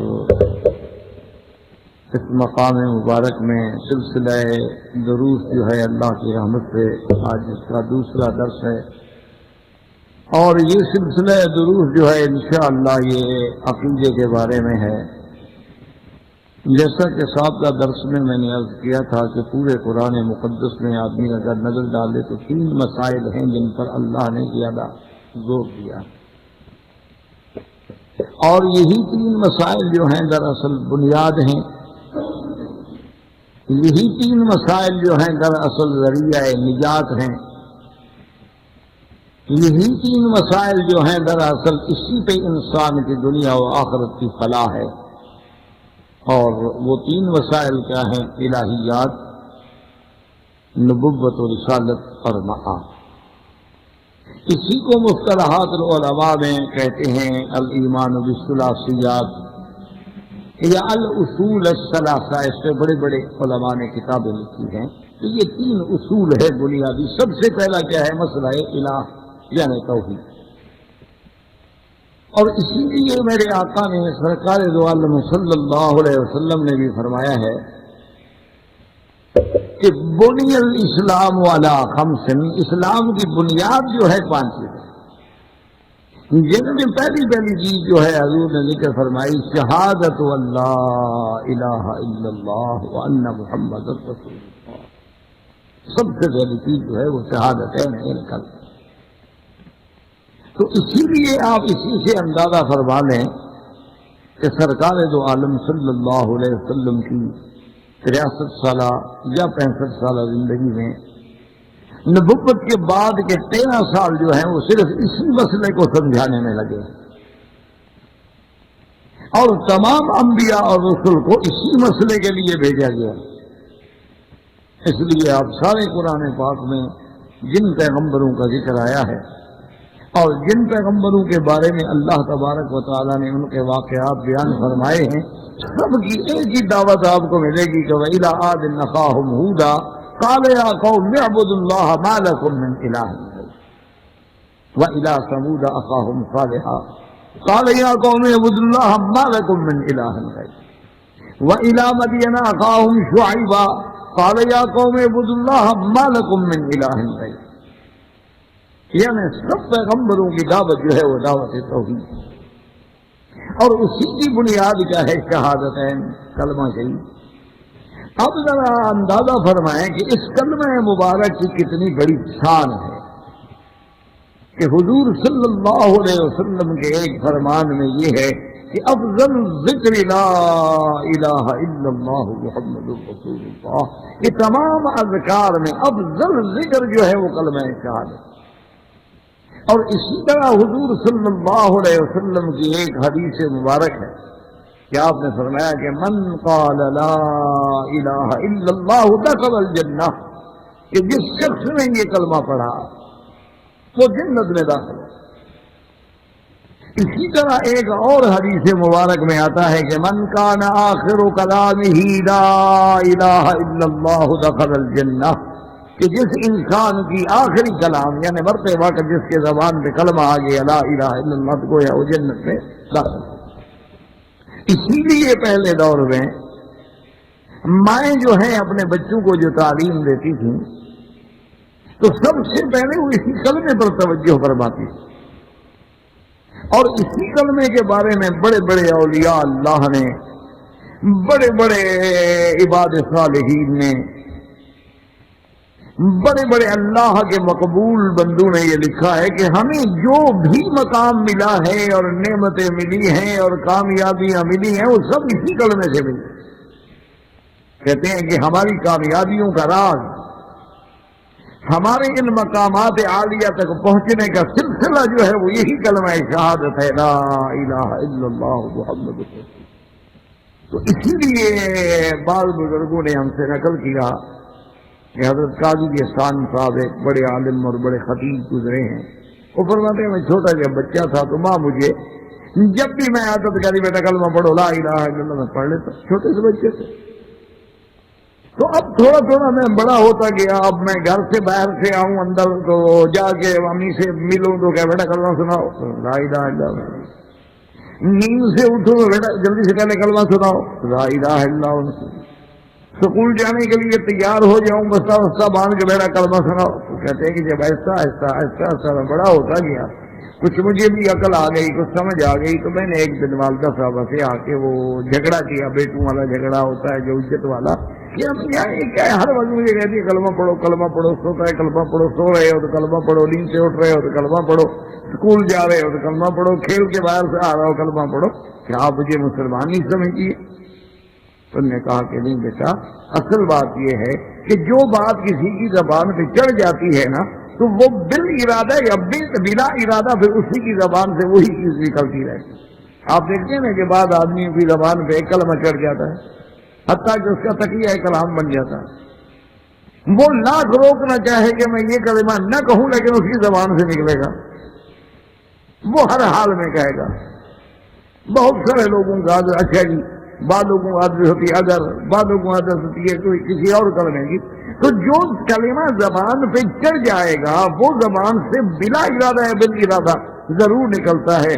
تو والدہ نے کہا بیٹا میں یہ چاہتی ہوں کہ وہ موت کی سختی جو ہے وہ بڑی عظیم سختی ہوتی ہے، اگر زبان پہ آپ کے یہ کلمہ ایک دفعہ چڑھ گیا تو اس وقت بلا ارادہ بھی یہ کلمہ نکلے گا، اور اگر اس وقت یہ کلمہ طیبہ آ جائے تو سبحان اللہ، اس سے بڑی کیا بشارت ہے کہ حضور صلی اللہ علیہ وسلم نے فرمایا کہ دخل الجنہ و جنت میں داخل ہو۔ اسی لیے صحیح حدیث مبارک میں آتا ہے کہ ایک دن سیدنا موسیٰ علیہ السلام نے اللہ سے درخواست، یا اللہ علمنی، یا اللہ مجھے اپنا کوئی ذکر خاص سکھلائیں جس سے ادعو کا بھی ہا واذکرو کا بھی ہا، جس سے میں آپ کو پکاروں، آپ سے مانگوں، آپ کو یاد کروں۔ تو اللہ تبارک و تعالیٰ نے حکم دیا کہ یا موسیٰ قل لا الہ الا اللہ، حکم دیا کہ موسیٰ علیہ السلام یہ کلمہ پڑھو۔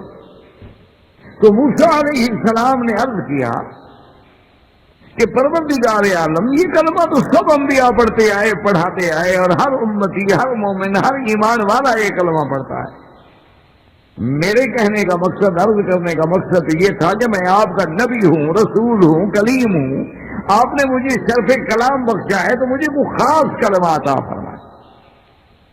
تو اللہ نے ارشاد فرمایا کہ موسیٰ علیہ السلام کہ اگر 7 آسمان، 7 زمینیں اور جو کچھ ان میں ہے اللہ کے سوا، اس کو فی کفت، ایک پلڑے میں ڈال دو ترازو کے، اور لا الہ الا اللہ کو ایک پلڑے میں ڈال دو، مالت بہلنا، یہ کلمے کا پلڑا جو ہے یہ بھاری ہو جائے گا، تم کیا کہہ رہے ہیں؟ تو حضرت موسیٰ علیہ السلام کو اطمینان ہوا کہ یہ تو اتنی بڑی نعمت ہے کہ آپ اندازہ فرمائیں وزن کی بھی کوئی حد ہوتی ہے، وزن اور میزان کی بھی کوئی حد ہوتی ہے کہ ایک طرف تو 7 آسمان، 7 زمین، وآخرہن غیری، اور سب کو جس میں ڈال دو فی کفت، اور دوسرے کفے میں کیا ہو لا الہ الا اللہ، تو مالت بہنا، لیکن یہ بھاری ہو جائے گا۔ لیکن اسی میں یہ بات بھی سمجھ لیں کہ یہ مسئلہ میزان جو ہے، ہمارا تو ایمان ہے کہ قیامت میں میزان حق ہے، اعمال صالحہ کا بھی میزان ہوگا، لیکن یہ بڑا اختلافی مسئلہ بھی ہے، اور اس پہ اعداء اسلام نے بھی بڑے مثالیں لگائے ہیں کہ جی ساری دنیا کے پہاڑ ہیں، زمینیں ہیں، چیزیں ہیں، وہ ایک طرف رکھ دو، کلمہ ایک طرف، تو کیا منع کس چیز کا وزن ہے؟ تو اس لیے ہمیشہ یاد رکھیں کہ بعض وزن جو ہے ظاہری اور محسوس ہوتا ہے، اور بعض اوزان جو ہیں وہ معنوی ہوتے ہیں، ظاہر میں وہ محسوس نہیں ہوتے، ظاہر میں ان کا کوئی وزن محسوس نہیں ہوتا، اور لیکن معنوی طور پہ ان کا بہت بڑا وزن ہوتا۔ اب آپ دیکھیں نا کہ جیسے کسی کے پاس ان کے والدین کسی کی سفارش بن کے آ جائیں، اس کا کوئی شیخ سفارشی بن کے آ جائے، استاد سفارشی بن کے آ جائے، اس کے اپنے اس علاقے کا کوئی بہت بڑا آدمی MLA MPA کوئی ذمہ دار آ جائے، تو اب وہ کہتا ہے کہ جناب آپ کے تو احسانات مجھ پر اتنا بوجھ ہے کہ میں تو سر نہیں اٹھا سکتا، تو احسان کا بوجھ کہاں پڑا ہوا ہوتا ہے وہ سر پہ؟ تو مانا یہ ہوتا ہے کہ معنوی طور پر جیسے کہ سکھ وحی، کہ جب حضور صلی اللہ علیہ وسلم پہ وحی آتی تھی تو اللہ کے وحی کا، قرآن کا اتنا وزن ہوتا تھا کہ ایک صحابی کہتے ہیں کہ میری ران پہ حضور نے اپنی ران رکھی ہوئی تھی تو میں ڈر گیا کہ میری ٹانگ ٹوٹ جائے، اور یہ تو کئی دفعہ ہوا کہ حضور جیسے اونٹنی پہ سوار ہیں، اونٹنی بیٹھ گئی، تحمل نہیں کر سکی اس شکل وحی کا۔ تو اس لیے بعض اعداء اسلام، چونکہ اعداء اسلام تو اسی انتظار میں بیٹھے ہوتے ہیں نا کہ ہمیں کوئی موقع بھی دے اور ہم اسلام پہ اعتراض کریں کہ جی کلمے کا وزن کیسے ہوگا، اور جی نامہ اعمال میں اعمال کا وزن کیسے ہوگا، ہم نے تو ایک گناہ کیا تھا 1900 مثلاً 80 میں، 90 میں، 94 میں، 2000 میں، 2002 میں، اور حساب ہوگا 6000 سال بعد، وہ تو گناہ ہوا ختم ہو گیا، وزن کیا ہوگا؟ اور اگر ہم نے ایک عمل صالح کیا تھا آج سے 50 سال پہلے، تو وہ عمل کیا تھا، وقت تھا، گزر گیا، تو اب قیامت والے دن کیا وزن ہوگا؟ تو اسی لیے یہ ایک مسئلہ جو ہے بڑا مارکۃ الآراء مسئلہ ہے کتابوں کے اندر، لیکن تائید یہ ہوتی ہے، علماء فرماتے ہیں کہ وہ نامہ اعمال جو ہے وہ وزن ہے، یہ نہیں کہ اعمال وزن ہوں گے، کیونکہ اس کے بارے میں بھی ایک حدیث مبارک ہے اور صحیح حدیث مبارک ہے جس کو شیخین نے بھی روایت کیا ہے اور سیاست میں تمام ائمہ محدثین نے روایت فرمایا ہے۔ ایک حدیث میں آتا ہے کہ یصاح برجل علی رؤوس الخلائق یوم القیامہ، یصاح برجل علی رؤوس الخلائق یوم القیامہ، کہ قیامت والے دن پکارا جائے گا فلاں فلاں فلاں آ جاؤ، فینشر له سجلا فینشر له 99 سجلات کل سجل منها مد البصر، اس کے اعمال کی 90 دفتر جو ہیں وہ لائے جائیں گے، 90 دفتروں میں سارے اعمال لکھے ہوئے، اور ایک ایک دفتر اتنا لمبا ہوگا مد البصر، جہاں تک نظر جاتی ہے، اور 90 دفتر ہوگا اور وہ رکھ دیا جائے گا، اور ایک طرف جو ہے ایک بتاگا، ایک چھوٹا سا پردہ ہوگا کاغذ کا، وہ رکھا ہوا ہے، اور اللہ تبارک و تعالیٰ فرمائیں گے کہ ہاں میرے بندے اب تمہارے اعمال کا وزن ہوگا۔ تو وہ بندہ عرض کرے گا کہ یا اللہ کیا وزن ہونا ہے؟ وزن تو سامنے ہے، میرے گناہوں کے یہ سجلات ہیں، 90 دفتر بھرے ہوئے ہیں اور مد البصر تک جو ہے بھرے ہوئے ہیں، اور میرے نیکیوں کے پلڑے میں تو ایک کاغذ رکھا ہوا ہے، تو چھوٹا سا ایک بتاگا رکھا ہوا ہے، تو اس کا وزن کیا کرنا ہے مولا؟ آپ تو جانتے ہیں اور ویسے بھی نظر آ رہا ہے سب کچھ۔ اللہ فرمایا کہ انک لا تظلم، میرے بندے تجھ پہ کبھی ظلم نہیں ہوگا، کیونکہ میں تو ظلم سے پاک ہوں، منزہ ہوں۔ ان اللہ لا یظلم مثقال ذرۃ، اللہ تو ذرے کے برابر بھی کسی بندے پہ ظلم نہیں فرماتے ہیں، وہ ظلم سے پاک ہیں۔ اللہ فرمائے کہ میرے بندے انصاف ہوگا اور تجھ پر ظلم نہیں ہوگا کہ مولا کریم ظلم تو آپ نہیں فرمائیں گے، آپ ظلم سے منزہ ہیں، پاک ہیں، آپ یا عدل فرمائیں گے، لیکن معاملہ تو ظاہر ہے۔ اللہ حکم دیں گے ملائکہ کو کہ وزن، تو حدیث میں آتا ہے فمال، کہ وہ جو کاغذ کا بتاگا کا پردہ تھا چھوٹا سا، اس کے سامنے ایک طرف 90 سجلات ہیں اور ایک طرف وہ چھوٹے سے کاغذ کا بوجھ ہے، وہ بھاری ہو گیا، اور جس کے نیکیوں کا پلڑا بھاری ہو جائے وہ تو کامیاب ہو گیا۔ فمن ثقلت موازینہ فاولئک هم المفلحون، اللہ کے قرآن کا فیصلہ کہ جس کی نیکیوں کا پلڑا بھاری ہو جائے گا وہ تو کامیاب ہو گیا۔ اور یہی وہ فرق ہے دنیا میں اسلام کے نظام میں اور آپ کے دنیا کے اندر جو موجودہ کافروں کا نظام ہے اور جمہوری نظام ہے، کہ جمہوری نظام میں انسانوں کو گنا جاتا ہے، اسلام میں تولا جاتا ہے، بس یہی فرق کہ یہاں تو آدمی کو گنا جاتا ہے کہ ایک طرف 100 ہے، ایک طرف 99 والا ہار گیا، 100 والا جیت گیا، کیونکہ اس کا عدد زیادہ ہے۔ اسلام یہ نہیں دیکھتا ہے کہ بھی عدد کتنا ہے، یہاں وزن ہوتا ہے کہ اس کے عمل کے اندر وزن کتنا ہے، اس لیے فمن ثقلت موازینہ، تو اب تو حیران ہو جائے گا بندہ، کہے گا اللہ میاں میری کون سی ایسی نیکی تھی کہ جو اتنی بھاری ہو گئی؟ اللہ فرمائیں گے ملائکہ کو میرے بندے کو دکھاؤ، اس بتاگے پہ کیا ہوگا؟ اس کی وہ گواہی شہادت اللہ الہ الا اللہ وان محمد رسول اللہ، تو ایک کلمہ جو ہے وہ اتنا بھاری ہو گیا۔ اسی لیے امام بخاری رحمۃ اللہ علیہ نے اپنی کتاب جو ہے ان کی الصحیح الجامع، جس کو مشہور بخاری شریف، اس کو ختم جو کیا ہے تو اسی حدیث سے ختم کیا ہے کہ کلمتان ثقیلتان فی المیزان خفیفتان علی اللسان حبیبتان الی الرحمن، او کما قال رسول اللہ صلی اللہ علیہ وسلم، کہ 2 کلمات ہیں وہ پڑھنے میں بڑے آسان ہیں، زبان میں بڑے ہلکے ہیں، میزان میں بڑے بھاری ہیں۔ وہ کون سے کلمے ہیں؟ سبحان اللہ وبحمدہ سبحان اللہ العظیم۔ تو اسی پہ امام بخاری رحمۃ اللہ علیہ نے اپنی کتاب صحیح البخاری کو ختم کروایا۔ تو آپ اسی سے اندازہ فرمائیں کہ 2 کلمے ہیں لیکن میزان میں بہت بھاری ہیں، زبان پہ بہت ہلکے ہیں۔ تو اس لیے کہ کلمہ کی مبارک کی جو مقام ہے اور جو عظمت ہے کہ اللہ نے فرمایا موسیٰ علیہ السلام سے کہ قل لا الہ الا اللہ، کہ تم یہی کلمہ پڑھو اور یہی افضل الذکر ہے، اور یہی وہ کلمہ ہے جس کے لیے اللہ نے تمام انبیاء علیہم السلام کو بھیجا ہے، اور تمام انبیاء علیہم السلام اسی کی دعوت دینے کے لیے آئے ہیں۔ اور سب سے پہلے یہی وہ کلمہ ہے کہ بنی الاسلام علی خمس، شہادت اللہ الہ الا اللہ وان محمد رسول اللہ، اس کے بعد اقام الصلاۃ، ایتاء الزکوٰۃ، صوم رمضان، حج البیت لمن استطاع الیہ سبیلا۔ اسی لیے ایک حدیث مبارک میں آتا ہے کہ سیدنا معاذ رضی اللہ تعالی عنہ کو جب حضور نے بھیجا یمن کی طرف، تو سب سے پہلے آپ نے فرمایا کہ معاذ فدعوہم، سب سے پہلے دعوت دینی ہے کس کی طرف؟ لا الہ الا اللہ، سب سے پہلے ان کو اللہ کی توحید کی دعوت۔ تو اس لیے میں نے عرض کیا تھا کہ عقیدہ توحید جو ہے یہ اتنا اہم ہے کہ 1,24,000 یہ جو عدد اللہ کے علم میں ہے، تمام انبیاء اسی لیے آئے، تمام کتابیں اسی لیے اتاری گئیں، اور تمام انبیاء کی دعوت کا محور و مرکز جو ہے وہ یہی دعویٰ ہے۔ تو لیکن اب بات اصل میں سمجھیں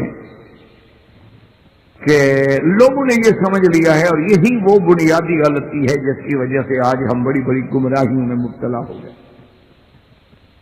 یہ اصل میں بنیادی غلطی ہے جس کی طرف ہم توجہ نہیں کرتے، اور سارے مصائب و آلام اور سارے جتنے فتن اور جتنے گمراہیاں پیدا ہو رہی ہیں اس کی وہ اسی غلطی کی وجہ سے ہو رہی ہیں کہ ہم نے یہ سمجھ لیا ہے کہ بس زبان سے کہہ دیا لا الہ الا اللہ بس کافی، ہم نے یہی سمجھا، اور یہی وہ بنیادی دھوکہ ہے جس میں پڑھ کے ساری تباہی اور بربادی ہو رہی۔ ہم نے کہا کہ دیکھو جی حدیث مبارک میں تو یہی لفظ ہے نا کہ من قال لا الہ الا اللہ، جس نے یہ کلمہ کہا دخل الجنہ، جنت چلا جائے۔ تو بس کلمے کہنے سے ہم جنت میں چلے جائیں گے۔ لیکن یاد رکھیں میرے عزیز کہ ہر چیز کے لیے کچھ شرائط ہیں، کچھ ارکان ہیں۔ کیا مانا آپ نماز پڑھتے ہیں لیکن نماز کے لیے بھی شروط ہیں، ارکان ہیں۔ آپ وضو فرماتے ہیں لیکن وضو کے لیے بھی شروط ہیں، ارکان ہیں۔ آپ غسل فرماتے ہیں، غسل کے لیے بھی شروط ہیں، ارکان ہیں۔ اور شرط کا معنی یہ ہوتا ہے، یہ متفق علیہ تعریف ہے کہ اذا فات الشرط فات المشروط، جب شرط گئی تو مشروط ختم ہو گیا۔ یہ ایک متفق علیہ قاعدہ ہے جس میں کوئی اختلاف۔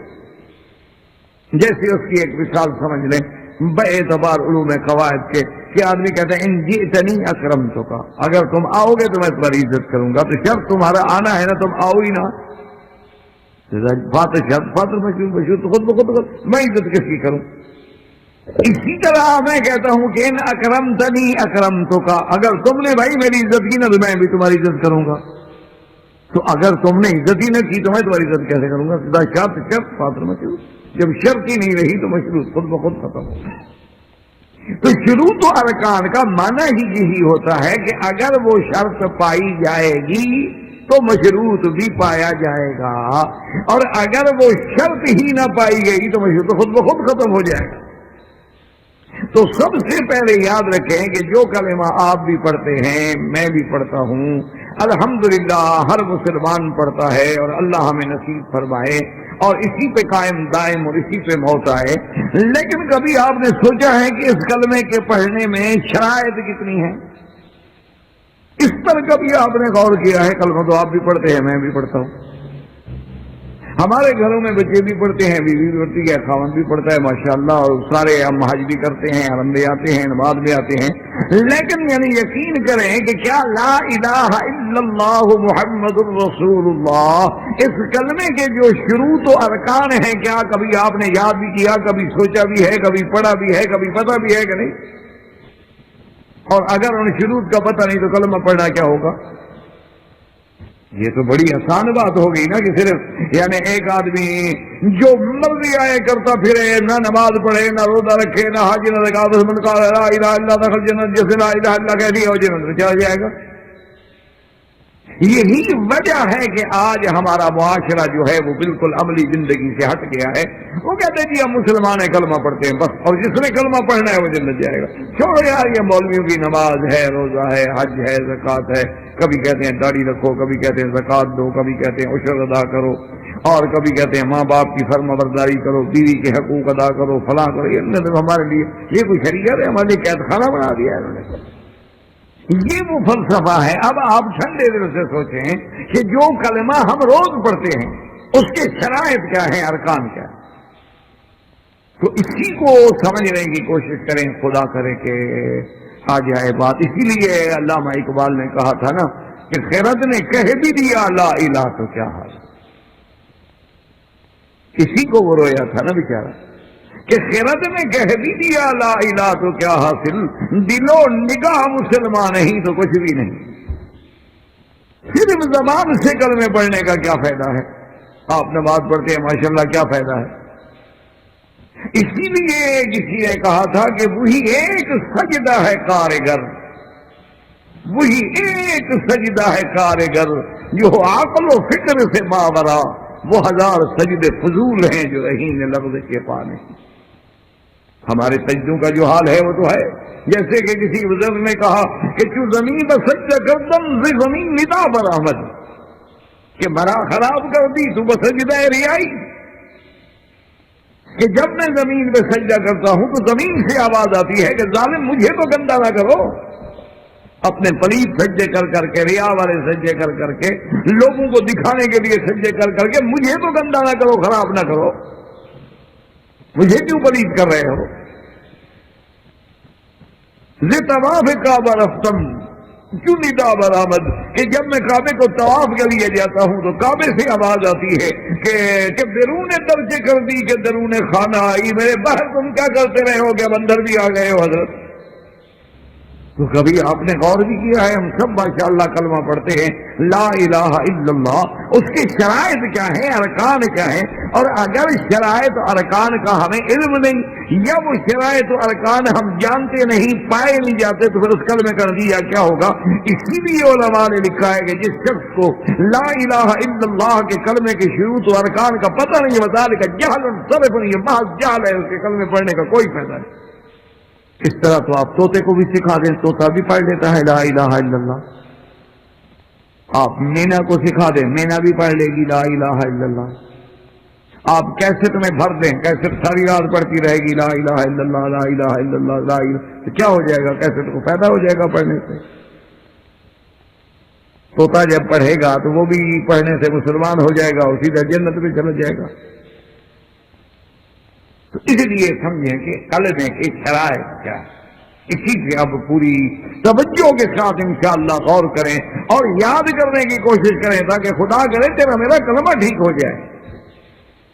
اسی لیے آپ نے دیکھا ہے کہ بڑے بڑے بزرگ، بڑی بڑی جماعتیں، بڑے بڑے اہل اللہ صرف اسی میں زور لگاتے ہیں کہ کسی طرح کلمہ صحیح ہو جائے. اگر یہ صحیح ہو جائے تو پھر تو ساری بات ہی ٹھیک ہو چکی، یہ تو بنیاد ہے. اب یاد رکھیں کہ کلمے کو صحیح کرنے کے لیے شرائط ہیں، اور اس کی سب سے پہلی شرط کیا ہے؟ یاد رکھیں، نمبر 1 اس کی شرط کیا ہے؟ العلم. العلم کیا معنی؟ العلم بمعناہا، ہمیں کلمے کا معنی آتا ہو، ہمیں کلمہ شریف کا معنی آنا چاہیے. پہلی شرط ہی اس کا جاننا ہے. اگر ایک ہے ماننا اور ایک ہے جاننا، چلو ایک آدمی جاننا تو ہے، ماننا ہے لیکن جانتا نہیں. ایک آدمی مانتا ہے کہ نماز ہے لیکن جانتا نہیں کہ نماز کیسے پڑھی جائے گی، تو نماز ہو جائے گی. ایک آدمی مانتا ہے کہ اگر آدمی کو جنابت ہو جائے تو غسل ضروری ہے. ایک میری بیٹی مانتی ہے کہ حیض کے بعد غسل ضروری ہے، لیکن وہ شرائط غسل سے نہ واقف ہے تو کیسے پاک ہوگی؟ تو اس لیے پہلی شرط یاد رکھیں کہ کلمے کی پہلی شرط کیا ہے کہ اس کو علم. اسی لیے، اور یہ شرط ہم نے نہیں لگائی ہے، مولوی نے نہیں لگائی، قرآن کہتا ہے فَعْلَمْ أَنَّهُ لَا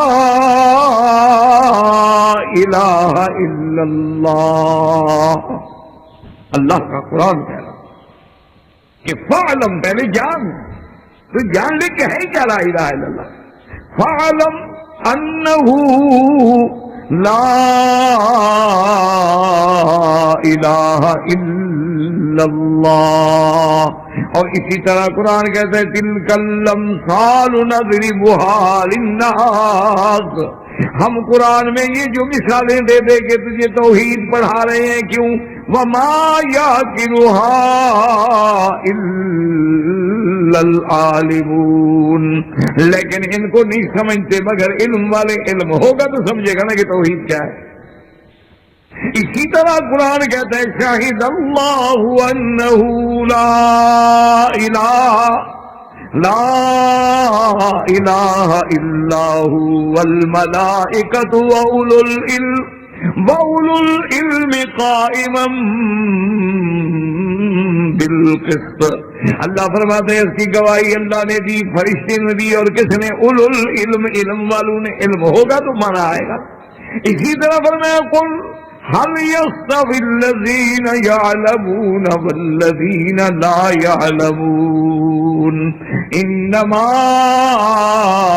يتذكر اولو الالباب، اللہ نے فرمایا میرا بدری آپ کہہ دیں کہ کیا وہ برابر ہیں جو جانتے ہیں یا جو نہیں جانتے؟ دونوں کیسے برابر ہو سکتے ہیں؟ انما يتذكر اولو الالباب، اس سے فائدہ کون اٹھاتی ہیں؟ جو عقل والے ہیں، جو علم والے ہیں۔ اس لیے علماء نے لکھا کہ کلمے کی پہلی شرط کیا ہے کہ فعلم علم، یہ شرط اول۔ اب جناب کلمے کا معنی کیا ہے؟ معنی علم ہو تو معنی ہوگا تو آئے گا نا۔ اسی لیے علماء نے بڑی عجیب بات لکھی ہے، انہوں نے کہا کہ ہمارے ملک میں لوگ کلمہ پڑھتے گئے کہ ایک پیر نے بھی 99,000 مسلمان کر دیا، اور مکے والوں نے کلمہ نہیں پڑھا۔ کبھی آخر آپ سوچیں نا کہ ہمارے انڈیا میں تو ایک پیر گئے نا، کہتے ہیں حضرت خواجہ معین الدین رحمۃ اللہ علیہ کے ہاتھوں میں 90,000 مسلمان، اللہ عالم ہو گیا ہوگا، وہ بڑی بات نہیں۔ اچھا، اسی طرح اور بزرگوں کے بارے میں بھی ذکر آتا ہے، خواجہ نظام الدین اولیاء ہیں، سلیم الدین چشتی ہیں، اسی طرح بہاؤالدین زکریا ہیں، فرید الدین، کہتے ہیں فلاں بزرگ نے اتنے مسلمان کیے، فلاں نے اتنے مسلمان کیے، فلاں۔ بالکل آمنا، میں اعتراض نہیں کر رہا، نعوذ باللہ، ہم تو اولیاء اللہ کے غلام ہیں، ہم تو ان کے جو صحیح معنوں میں اللہ کے ولی ہیں، ان کی صحبت کو اپنے لیے اکثیر اور نعمت سمجھتے ہیں۔ بات یہ ہو رہی ہے کہ میں نے جو بات سمجھانی تھی اس کو سمجھیں کہ یعنی ہمارے لوگ تو کلمہ ماشاءاللہ تھوڑی سی توجہ بھی دے تو کلمہ پڑھ لیتے ہیں، لیکن مکے والوں پہ خود محنت سرکار دو عالم نے فرمائی ہے، یعنی ان کو دعوت توحید دینے والے کون ہیں؟ محمد رسول اللہ۔ اچھا، اس کے بعد دعوت توحید دینے والے کون ہیں؟ صدیق، عمر، عثمان، علی، صحابہ، عثمان رضوان اللہ علیہ وسلم۔ لیکن ان لوگوں نے، آپ اندازہ فرما لیں کہ حضور صلی اللہ علیہ وسلم نے یعنی مکے سے لے کر ہجرت کرنے تک تقریباً کتنی لوگ مسلمان ہوئے تھے؟ زیادہ سے زیادہ 80 لوگ، 80 آدمی، یعنی 13 سال کی محنت کے بعد 80 شاگرد ملے۔ اس کی وجہ کیا ہے آخر؟ تو اس کی وجہ علماء نے لکھی ہے کہ ہمیں چونکہ کلمے کا معنی ہی نہیں آتا تو پڑھنا بڑا آسان ہے، ہم پڑھ لیتے ہیں، کیونکہ معنی تو ہمیں آتا ہی نہیں، کلمے کو ہم سمجھتے نہیں۔ ماشاءاللہ یہی کلمہ ہی ہے نا۔ وہ ایک مثل مشہور ہے، ایک چور تھا جانگلی قسم کا، جنگلوں میں رہنے والے ہوتے ہیں نا جو دیہاتی، بالکل اکھڑ قسم کے، بالکل جن کو کوئی تہذیب نہیں ہوتی۔ تو جب وہ پکڑا گیا اور پولیس کے پیش ہوا اور یہ ہوا وہ، تو دیکھا تندار نے کہ جانگلی قسم کے لوگ بڑے مضبوط ہوتے ہیں، تو اب ان پہ میں تشدد کروں گا، ماروں گا، پتہ نہیں یہ بات مانے گا نہیں مانے گا۔ انہوں نے کہا ابھی بات سنو، مدعی کا جو شبہ ہے نا دلائل کے ساتھ وہ تمہارے اوپر ہے کہ تم نے چوری کی ہے، تم قرآن اٹھاؤ گے کہ تم نے چوری نہیں کی؟ اس نے کہا تھانے صاحب میں جنگل میں رہنے والا ہوں، مجھے نہیں پتا قرآن کیا ہوتا ہے، پہلے مجھے قرآن دکھاؤ تو صحیح ہے۔ تو انہوں نے مسجد سے قرآن منگوایا، میں کہا جی یہ قرآن، نے کہا 30 میں اٹھا لوں گا، 30 اٹھا لوں گا، ایک تم ایک کہتے ہو، آپ 200 منگوا لیں میں اٹھاتا ہوں۔ انہوں نے کہا یہی قرآن ہے نا، یہ تو 300 لے آؤ میں اٹھاتا ہوں، یہ اٹھا سکتا ہوں۔ تو تھانے دار سمجھدار تھا، اس نے کہا کہ یہ بے وقوف سمجھ رہا ہے کہ مجھے کتاب ہی اٹھائیں، اس کو پتا تو ہے نہیں نا کہ قرآن کیا ہے۔ اگر قرآن کی عظمت کا پتہ ہو تو یہ قرآن اٹھائے گا۔ تو اس نے کہا کہ بھائی بات یہ ہے، یہ قرآن ایسے نہیں، اس کے ساتھ ایک رحل بھی ہوتا ہے، قرآن رحل پہ رکھتے ہیں، رحل کے ساتھ اٹھانا پڑتا ہے۔ اس نے کہا جی وہ رحل بھی دکھائیں۔ تو اس نے کہا اس کو لے جاؤ کنویں پہ جو راہٹ چلتے تھے نا، انہوں نے کہا یہ ہر وقت پانی میں دھلتے رہتے ہیں، پاک ہوتا ہے، یہ ہوتا ہے قرآن کا حال، یہ ہم قرآن اس پہ رکھیں گے تمہیں سب کو اٹھاؤ گے۔ انہوں نے کہا جی پھر میں نہیں اٹھا سکتا، پھر وہ مجھے چوری میں چلان کر دیں، یہ نہیں اٹھا سکتا۔ تو جب ہمارے نزدیک قرآن کا وزن ہی یہ ہو کہ ہم وزن دیکھیں گے وزن کتنا ہے، آدھا چھٹانک ہے یا 2 چھٹانک ہے، تو پھر تو جتنے مرضی آئے قرآن اٹھوا لیں۔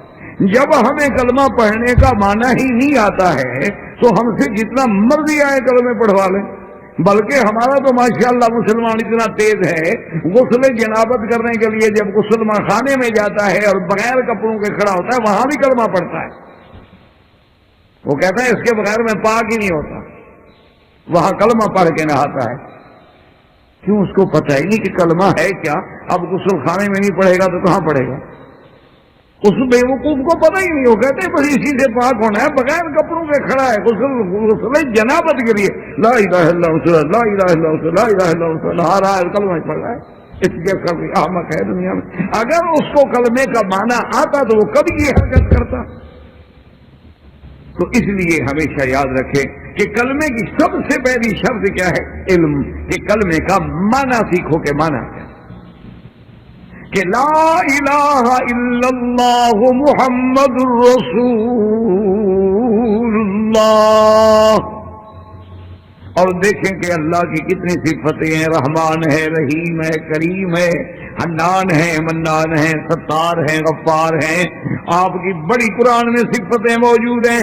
اللہ نے خود ذکر فرمائی ہیں، هو الذی لا الہ الا هو عالم الغیب والشہادۃ هو الرحمن الرحیم، هو اللہ الذی لا الہ الا هو الملك القدوس السلام المؤمن المهيمن العزيز الجبار المتكبر سبحان الله عما يشركون، هو الله الخالق البارئ المصور له الاسماء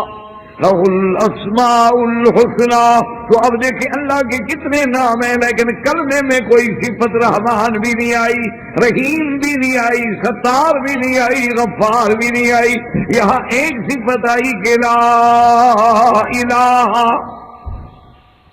تو آخر کیا وجہ ہے کہ یہاں نبی جو ہے الہ کی آئی؟ اور الہ کس کو کہتے ہیں؟ یہ سارے پیغمبر جو کہہ رہے ہیں کہ وَإِلَىٰ ثَمُودَ أَخَاهُمْ صَالِحًا قَالَ يَا قَوْمِ اعْبُدُوا اللَّهَ مَا لَكُم مِّنْ إِلَٰهٍ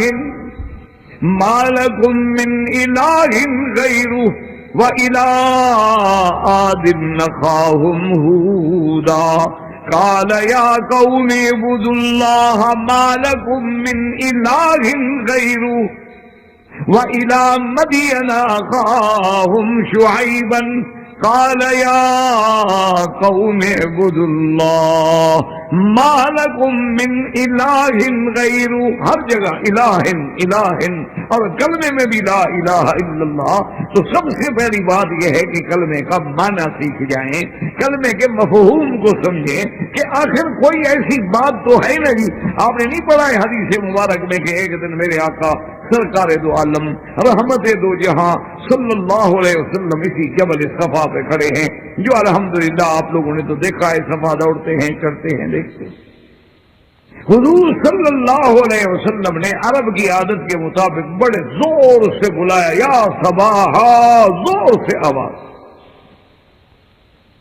اور زمانے عرب میں یہ طریقہ تھا کہ اگر کسی آدمی کو کوئی ایمرجنسی ہو تو وہ کسی اونچی جگہ پہ کھڑے ہو کے ایسے یا صباحا آواز دیتا تھا، اور دنیا پھر دوست اس کے یا سننے والے دوڑ کے مدد کو آتے تھے۔ جب حضور نے آواز دی، جس کو بھی آواز پہنچی، انہوں نے کہا بھی محمد رسول اللہ پکار رہے۔ حضور صلی اللہ علیہ وسلم سے سب پیار کرتے،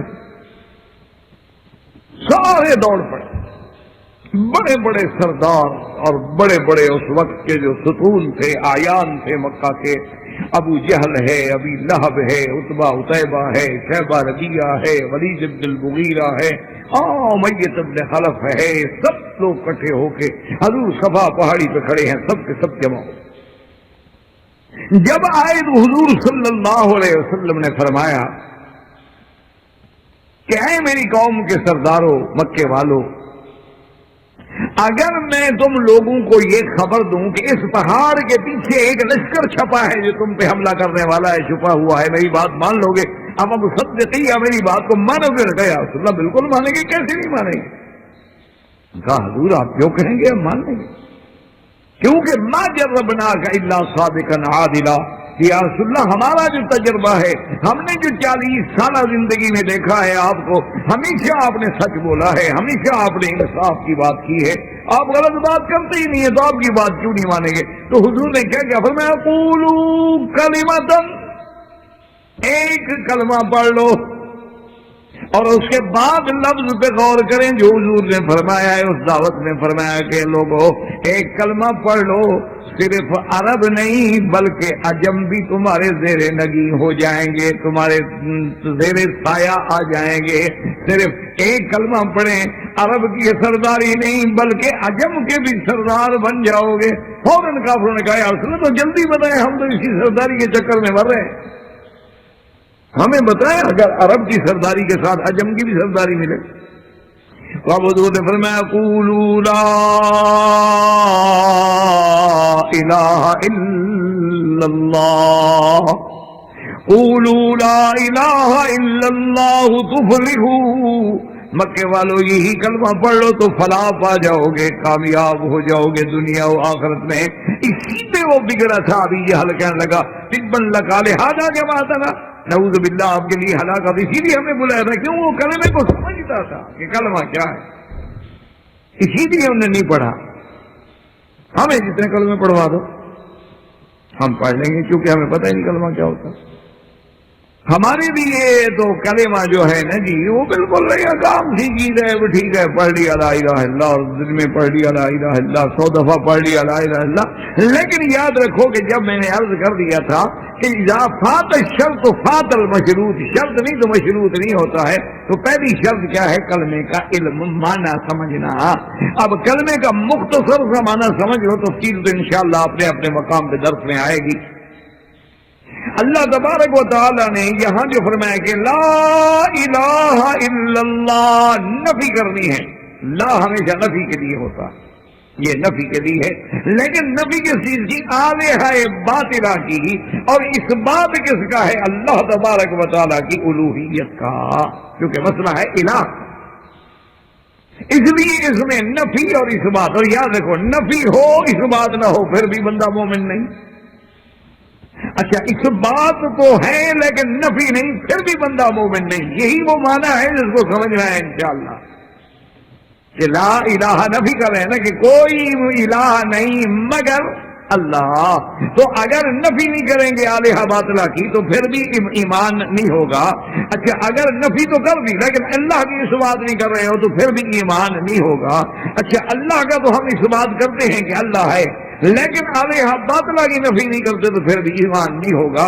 تو ایمان کب ہوگا؟ جب نفیًا و اثباتاً، نفی اور اس بات میں ہم اپنے دل و دماغ میں یہ بات یقین سے بٹھا دیں کہ لا الہ الا اللہ، کوئی معبود برحق نہیں مگر اللہ، اور پہلے لا سے نفی ہو گئی آلہہ باطلہ کی اور اس بات ہو گیا معبود حق کا، تو معنی یہ ہوگا کہ لا الہ یعنی کوئی معبود برحق، یاد رکھو معبود برحق، صرف کہو کوئی معبود نہیں مگر اللہ، تو لوگوں نے معبود تو بڑے بنائے ہوئے ہیں، لوگوں نے تو بتوں کو بھی معبود بنایا ہوا ہے، درختوں کو بھی معبود بنایا ہوا ہے، شخصیات کو بھی معبود بنایا ہوا ہے، تو اس لیے مانا ہوگا کہ کوئی معبود برحق نہیں، لا معبود بحق الا اللہ، کوئی معبود برحق نہیں مگر اللہ، محمد الرسول اللہ، محمد صلی اللہ علیہ وسلم جو ہیں پیغمبر ہیں، قاصد ہیں، رسول ہیں اللہ کے، اللہ نے انہیں رسالت کے لیے منتخب فرمایا ہے۔ تو اب یہ ایک ہے ترجمہ، تو سب سے پہلی شرط کیا تھی کہ ہم ترجمہ جان لیں گے لا الہ الا اللہ کا معنی کیا، اور اسی طرح آپ یاد رکھیں کہ دوسری شرط کیا ہے؟ دوسری شرط یہ ہے یقین۔ کیا معنی؟ اگر یقین نہیں ہے تو پھر بھی ایمان نہیں، یعنی ایک آدمی کو کلمہ تو پڑھتا ہے، جانتا بھی ہے کہ کوئی معبود برحق نہیں مگر اللہ، جان رہا ہے، مانا اس کو آ گیا، لیکن اس میں یقین نہیں ہے. یقین اگر نہ ہو تو پھر بھی ایمان نہیں ہوگا. اس لیے کہ اللہ نے خود قرآن میں فرمایا کہ انما المؤمنون الذین آمنوا باللہ ورسولہ. انما المؤمنون الذین آمنوا باللہ ورسولہ ثم لم یرتابوا. اللہ نے فرمایا مومن وہ ہیں جو اللہ کے رسول پہ ایمان لاتے ہیں پھر شک نہیں کرتے. تو نفی یعنی یقین ہو جو ضد ہے شک کی. تو جب یقین نہیں ہوگا یعنی انسان متشکک ہے. اچھا ٹھیک ہے خدا ہے جی سب کچھ اللہ میاں کرتا ہے. پھر دل میں خیال ہے یار دیکھا تو نہیں ہے, نظر تو کبھی نہیں آیا, اور اتنے ہزاروں سال گزر گئے کسی کو بھی نظر نہیں آیا. تو شاید اچھا پھر پتہ کہتا ہے یار ہو سکتا ہے دیکھو نا اب ایک ہی خدا تو اندھیرے کو بھی پیدا کر دے نور کو بھی پیدا کر دے. اس لیے وہ شک میں پڑے دو خدا بنا بیٹھے. انہوں نے کہا کہ ایک یزدا ہے ایک اہرمن ہے, ایک خیر پیدا کرنے والا ہے ایک شر پیدا کرنے والا ہے, ایک نور پیدا کرنے والا ہے ایک ظلمات پیدا کرنے والا. جب کام زیادہ نظر آئے تو انہوں نے کہا کہ یار یہ تو 2 سے بھی گاڑی نہیں چلے گی. انہوں نے کہا چلو 5 بنا لیتے ہیں. انہوں نے 5 بنا لی. پھر انہوں نے دیکھا یار یہ 5 سے بھی دیکھو کام تو بہت زیادہ ہے, صرف 5 آدمی تو ایک ہسپتال کا کام بھی نہیں کر سکتے, یہاں کتنے ڈاکٹر چاہیے, تو یہ سارے کام 5 کیسے کر لیں گے. تو انہوں نے کہا چلو 100 کر دیتے. اسی طرح بڑھتے بڑھتے 35 کروڑ دیوتا بنا ڈالا. تو وجہ کیا تھی کہ یقین نہیں تھا. تو جب آدمی شک میں پڑ گیا تو بس اسی شک سے بنیاد بڑھتی گئی تو ایمان سے نکلتا گیا. تو یاد رکھیں کہ کلمہ پڑھنے کے لیے شرط اول کیا ہے علم, اور شرط ثانی کیا ہے یقین. لیکن یقین کون سا منافی شک کہ جو شک کے خلاف, کہ شک نہ ہو, بس بالکل کلمہ پڑھا ہے تو بس پڑھا ہے. پھر یعنی ایسے ہے کہ جیسے 2 اور 2 4 ہے. پھر ایمان یقین کا یہ معنی ہوتا ہے کہ ابو جہل کہتا ہے کہ یا ابی بکر, ابا بکر تم نے سنا ہے ما قال صاحبوں کا, تمہارا دوست کیا کہہ رہا ہے. وہ کہتا ہے میں بیت المقدس گیا اور میں جناب آسمانوں پہ گیا اور میں سدرۃ المنتہا گیا اور رات نہیں گزری واپس آ گیا. یہ دیکھو کیا کہہ رہا ہے, بڑا یہ ممکن ہے, یہ عقل میں آتی ہے بات. سیدنا ابو بکر نے ایک بات کی, اس نے کہا ابو جہل یہ جو کچھ تم کہہ رہے ہو حضور صلی اللہ علیہ وسلم نے فرمایا ہے. اس نے کہا ہاں بالکل کہا ہے. میں نے کہا صدق رسول, اگر کہا ہے سچ, شک کی بات ہی نہیں. ابو جہل ہکا بکا کھڑا ہو گیا, حیران ہو گیا, کہنا ابو بکر اس کی تصدیق کر رہے ہو کہ ایک رات میں عقل کی بات کرو, یار یہ عقل میں داخل ہونے والی بات ہے. کہا چھوڑ ابو جہل, ہم اس سے بڑی بات مانتے ہیں. ہم جب یہ مانتے ہیں کہ جبریل آسمانوں پہ وحی لے کے ہمارے نبی کے پاس آتا ہے اور پھر واپس چلا جاتا ہے, تو اگر جبریل آتا ہے اور جاتا ہے اور اگر حضور چلے گیا تو کیا مشکل ہو گئی. ہم تو اس سے بڑی بات بھی مان چکے ہیں. اب اندازہ فرمائیں یہ ہے یقین, یہ ڈھل مل یقین نہیں. ہمارے یہاں ہوتا ہے نا, اس کو کہتے ہیں ڈھل مل یقین, کہ ماشاءاللہ گولیاں بھی کھا لی اور زمزم شریف کے ساتھ. کیا جی کہتے ہیں جی شفا ہوگی, مٹی شفا ہوگی, نہ گولیوں پر یقین ہے نہ زمزم پہ یقین ہے, تو آدمی منافق ہے. انشاءاللہ دونوں سے شفا نہیں ہوگی, نہ گولیاں فائدہ پہنچائیں گی انشاءاللہ اور نہ زمزم فائدہ پہنچائے گی. جن لوگوں کا ایمان ہوتا تھا, یقین ہوتا تھا کہ ایک آدمی آ کے کھڑا ہے, وہ کہتا ہے یا اللہ تیرے نبی کی حدیث ہے ماء زمزم لما شرب له, کہ زمزم کا پانی جس غرض کے لیے پیو وہی غرض پوری ہو جاتی ہے. اور میں اس لیے پی رہا ہوں کہ آج سفیان ابن عیینہ جو بہت بڑے محدث ہیں وہ مجھے مل جائیں اور حضور کی مجھے 100 حدیثیں سنائیں.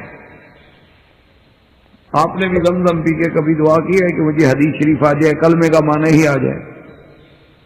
تو اب جناب یہ ہے یقین کا اندازہ کریں کہ وہ کہتے ہیں یا اللہ تیرے نبی کی سچی حدیث ہے کہ ماء زمزم لما شرب له, جس غرض کے لیے میری غرض یہ ہے مجھے 100 حدیثیں سنائے, اور سنائے بھی سفیان ابن عیینہ اور بھی کوئی نہیں. وہ کہتے ہیں اس نے دعا کے ہاتھ نیچے ڈالے اور حضرت سفیان فرماتے ہیں کہ میں ساتھ کھڑا سن رہا تھا, تو میں نے اس کا ہاتھ پکڑا اور زمزم کے کنویں سے دور لے آیا. میں نے کہا انا سفیان ابن عیینہ, کہ وہ سفیان ابن عیینہ میں ہوں, اور بیٹھو حدیث سنو, 100 حدیث سناؤں تمہیں حضور صلی اللہ علیہ وسلم کی. تو جن کے یقین ہوتے ہیں ان کی دعائیں یوں لگتی ہیں. اور ان پہ اثر بھی یوں ہوتا. یعنی آپ حیران ہوں گے, یقین کریں, آپ تو ڈاکٹر صاحبان ہیں, آپ تو ہماری بات سن کے ویسے بھی کہیں گے یہ تو مولوی ویسے بیوقوف ہوتے ہیں, کیونکہ آج پڑھے لکھے لوگوں کے نزدیک ہم بیوقوف ہی ہوتے ہیں. کیوں کہتے ہیں عقل والے ہوتے تھے قرآن پڑھتے, عقل والے ہوتے ڈاکٹر بنتے, FRCS کر لیتے, MRCP کر لیتے, یا ICS میں چلے جاتے, یا CST کے امتحان میں بیٹھ جاتے, کچھ بن جاتے, وہی ملا کے ملا مسجد میں ہی کھڑے ہیں اور کیا. اسی لیے وہ سمجھتے ہیں ہمیں کہ یہ لوگ عقل والے نہیں ہوں. بہرحال یہ الگ بات ہے, بحث ہے, اللہ پاک ہدایت عطا فرمائے. اور اصل بات جو میں عرض کر رہا تھا وہ عرض کر رہا تھا کہ یقین کی, کہ یقین دیکھو کہ اس نے کیسے مانگی ہے. یہ چند سال پہلے کی بات ہے, 2 یا 4 سال پہلے کی. ایک آدمی جس کو میں نہیں جانتا,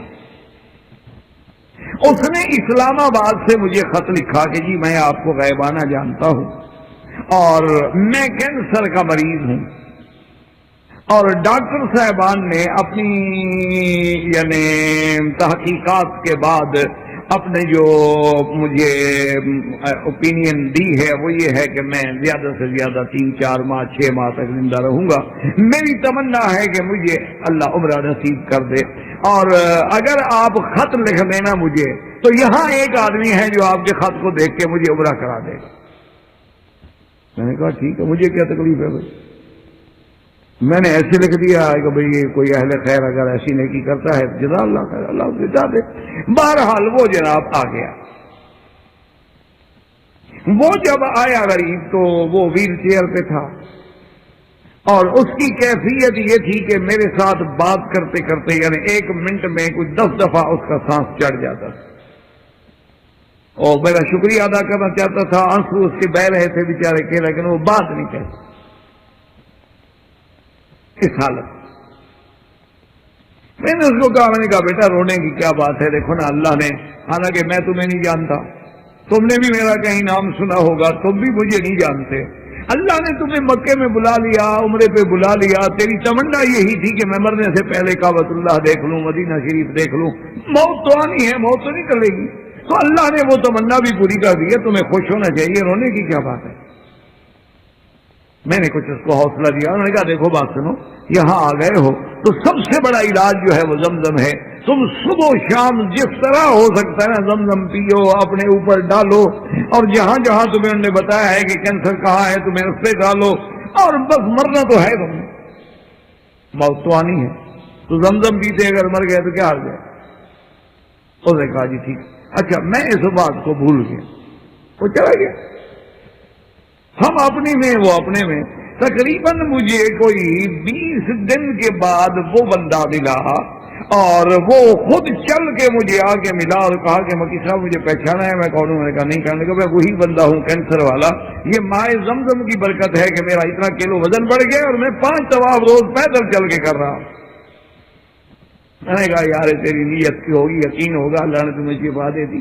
ہمارے کہنے سے کیا ہوتا ہے. واپس گیا, اس نے جا کے جناب وہاں دوبارہ داخلہ لے کے چیک اپ کرایا. انہوں نے کہا بھی اب تو تم پر کوئی اثرات نہیں ہے, لیکن شرط کیا ہے کہ یقین. اگر یقین نہ ہو تو زمزم کیا کرے. جب زمزم میں ہم نے دوائیں ڈال دی ہیں تو یقین تو ہمارا ویسے پورا ہو گیا نا. جب زمزم پر ہی ہمیں اعتماد نہ رہا تو پینے پر ہمیں کیا اعتماد رہے گا. تو اس لیے بہرحال کلمہ شریف کی پہلی شرط کیا تھی یاد رکھو, علم, جاننا, اور دوسری شرط کیا تھی یقین ہونا کہ جو ہم کلمہ پڑھ رہے ہیں نا کہ لا الہ الا اللہ, کوئی معبود برحق نہیں مگر اللہ ہے. جب یہ یقین ہو, اس میں ذرا برابر شک نہ ہو.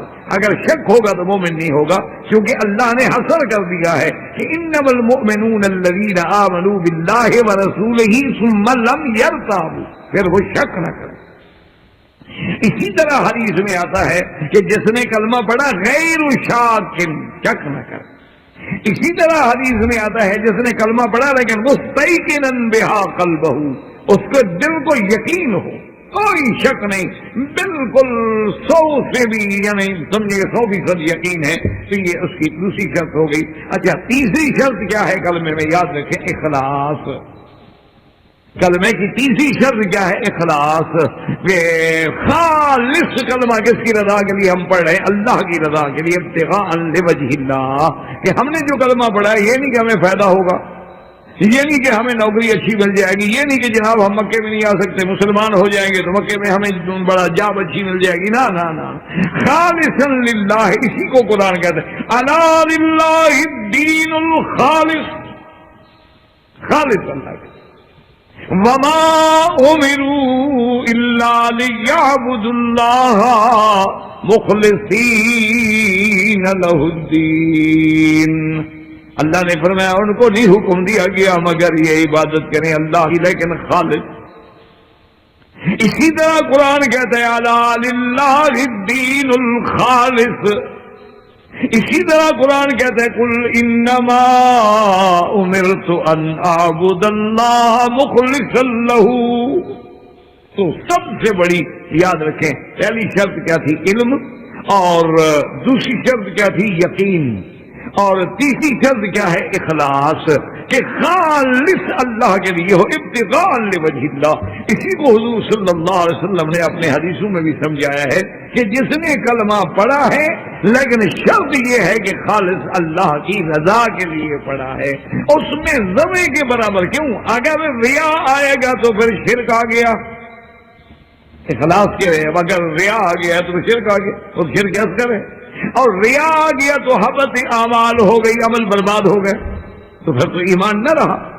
تو اس لیے شرط یہ ہے کہ جب کلمہ پڑھے جیسے تھا کہ عالماً بمعناها اور مستيقنا بها قلبه غیر شاک فیها اور مخلصا، اس کے ساتھ اخلاص بھی ہو.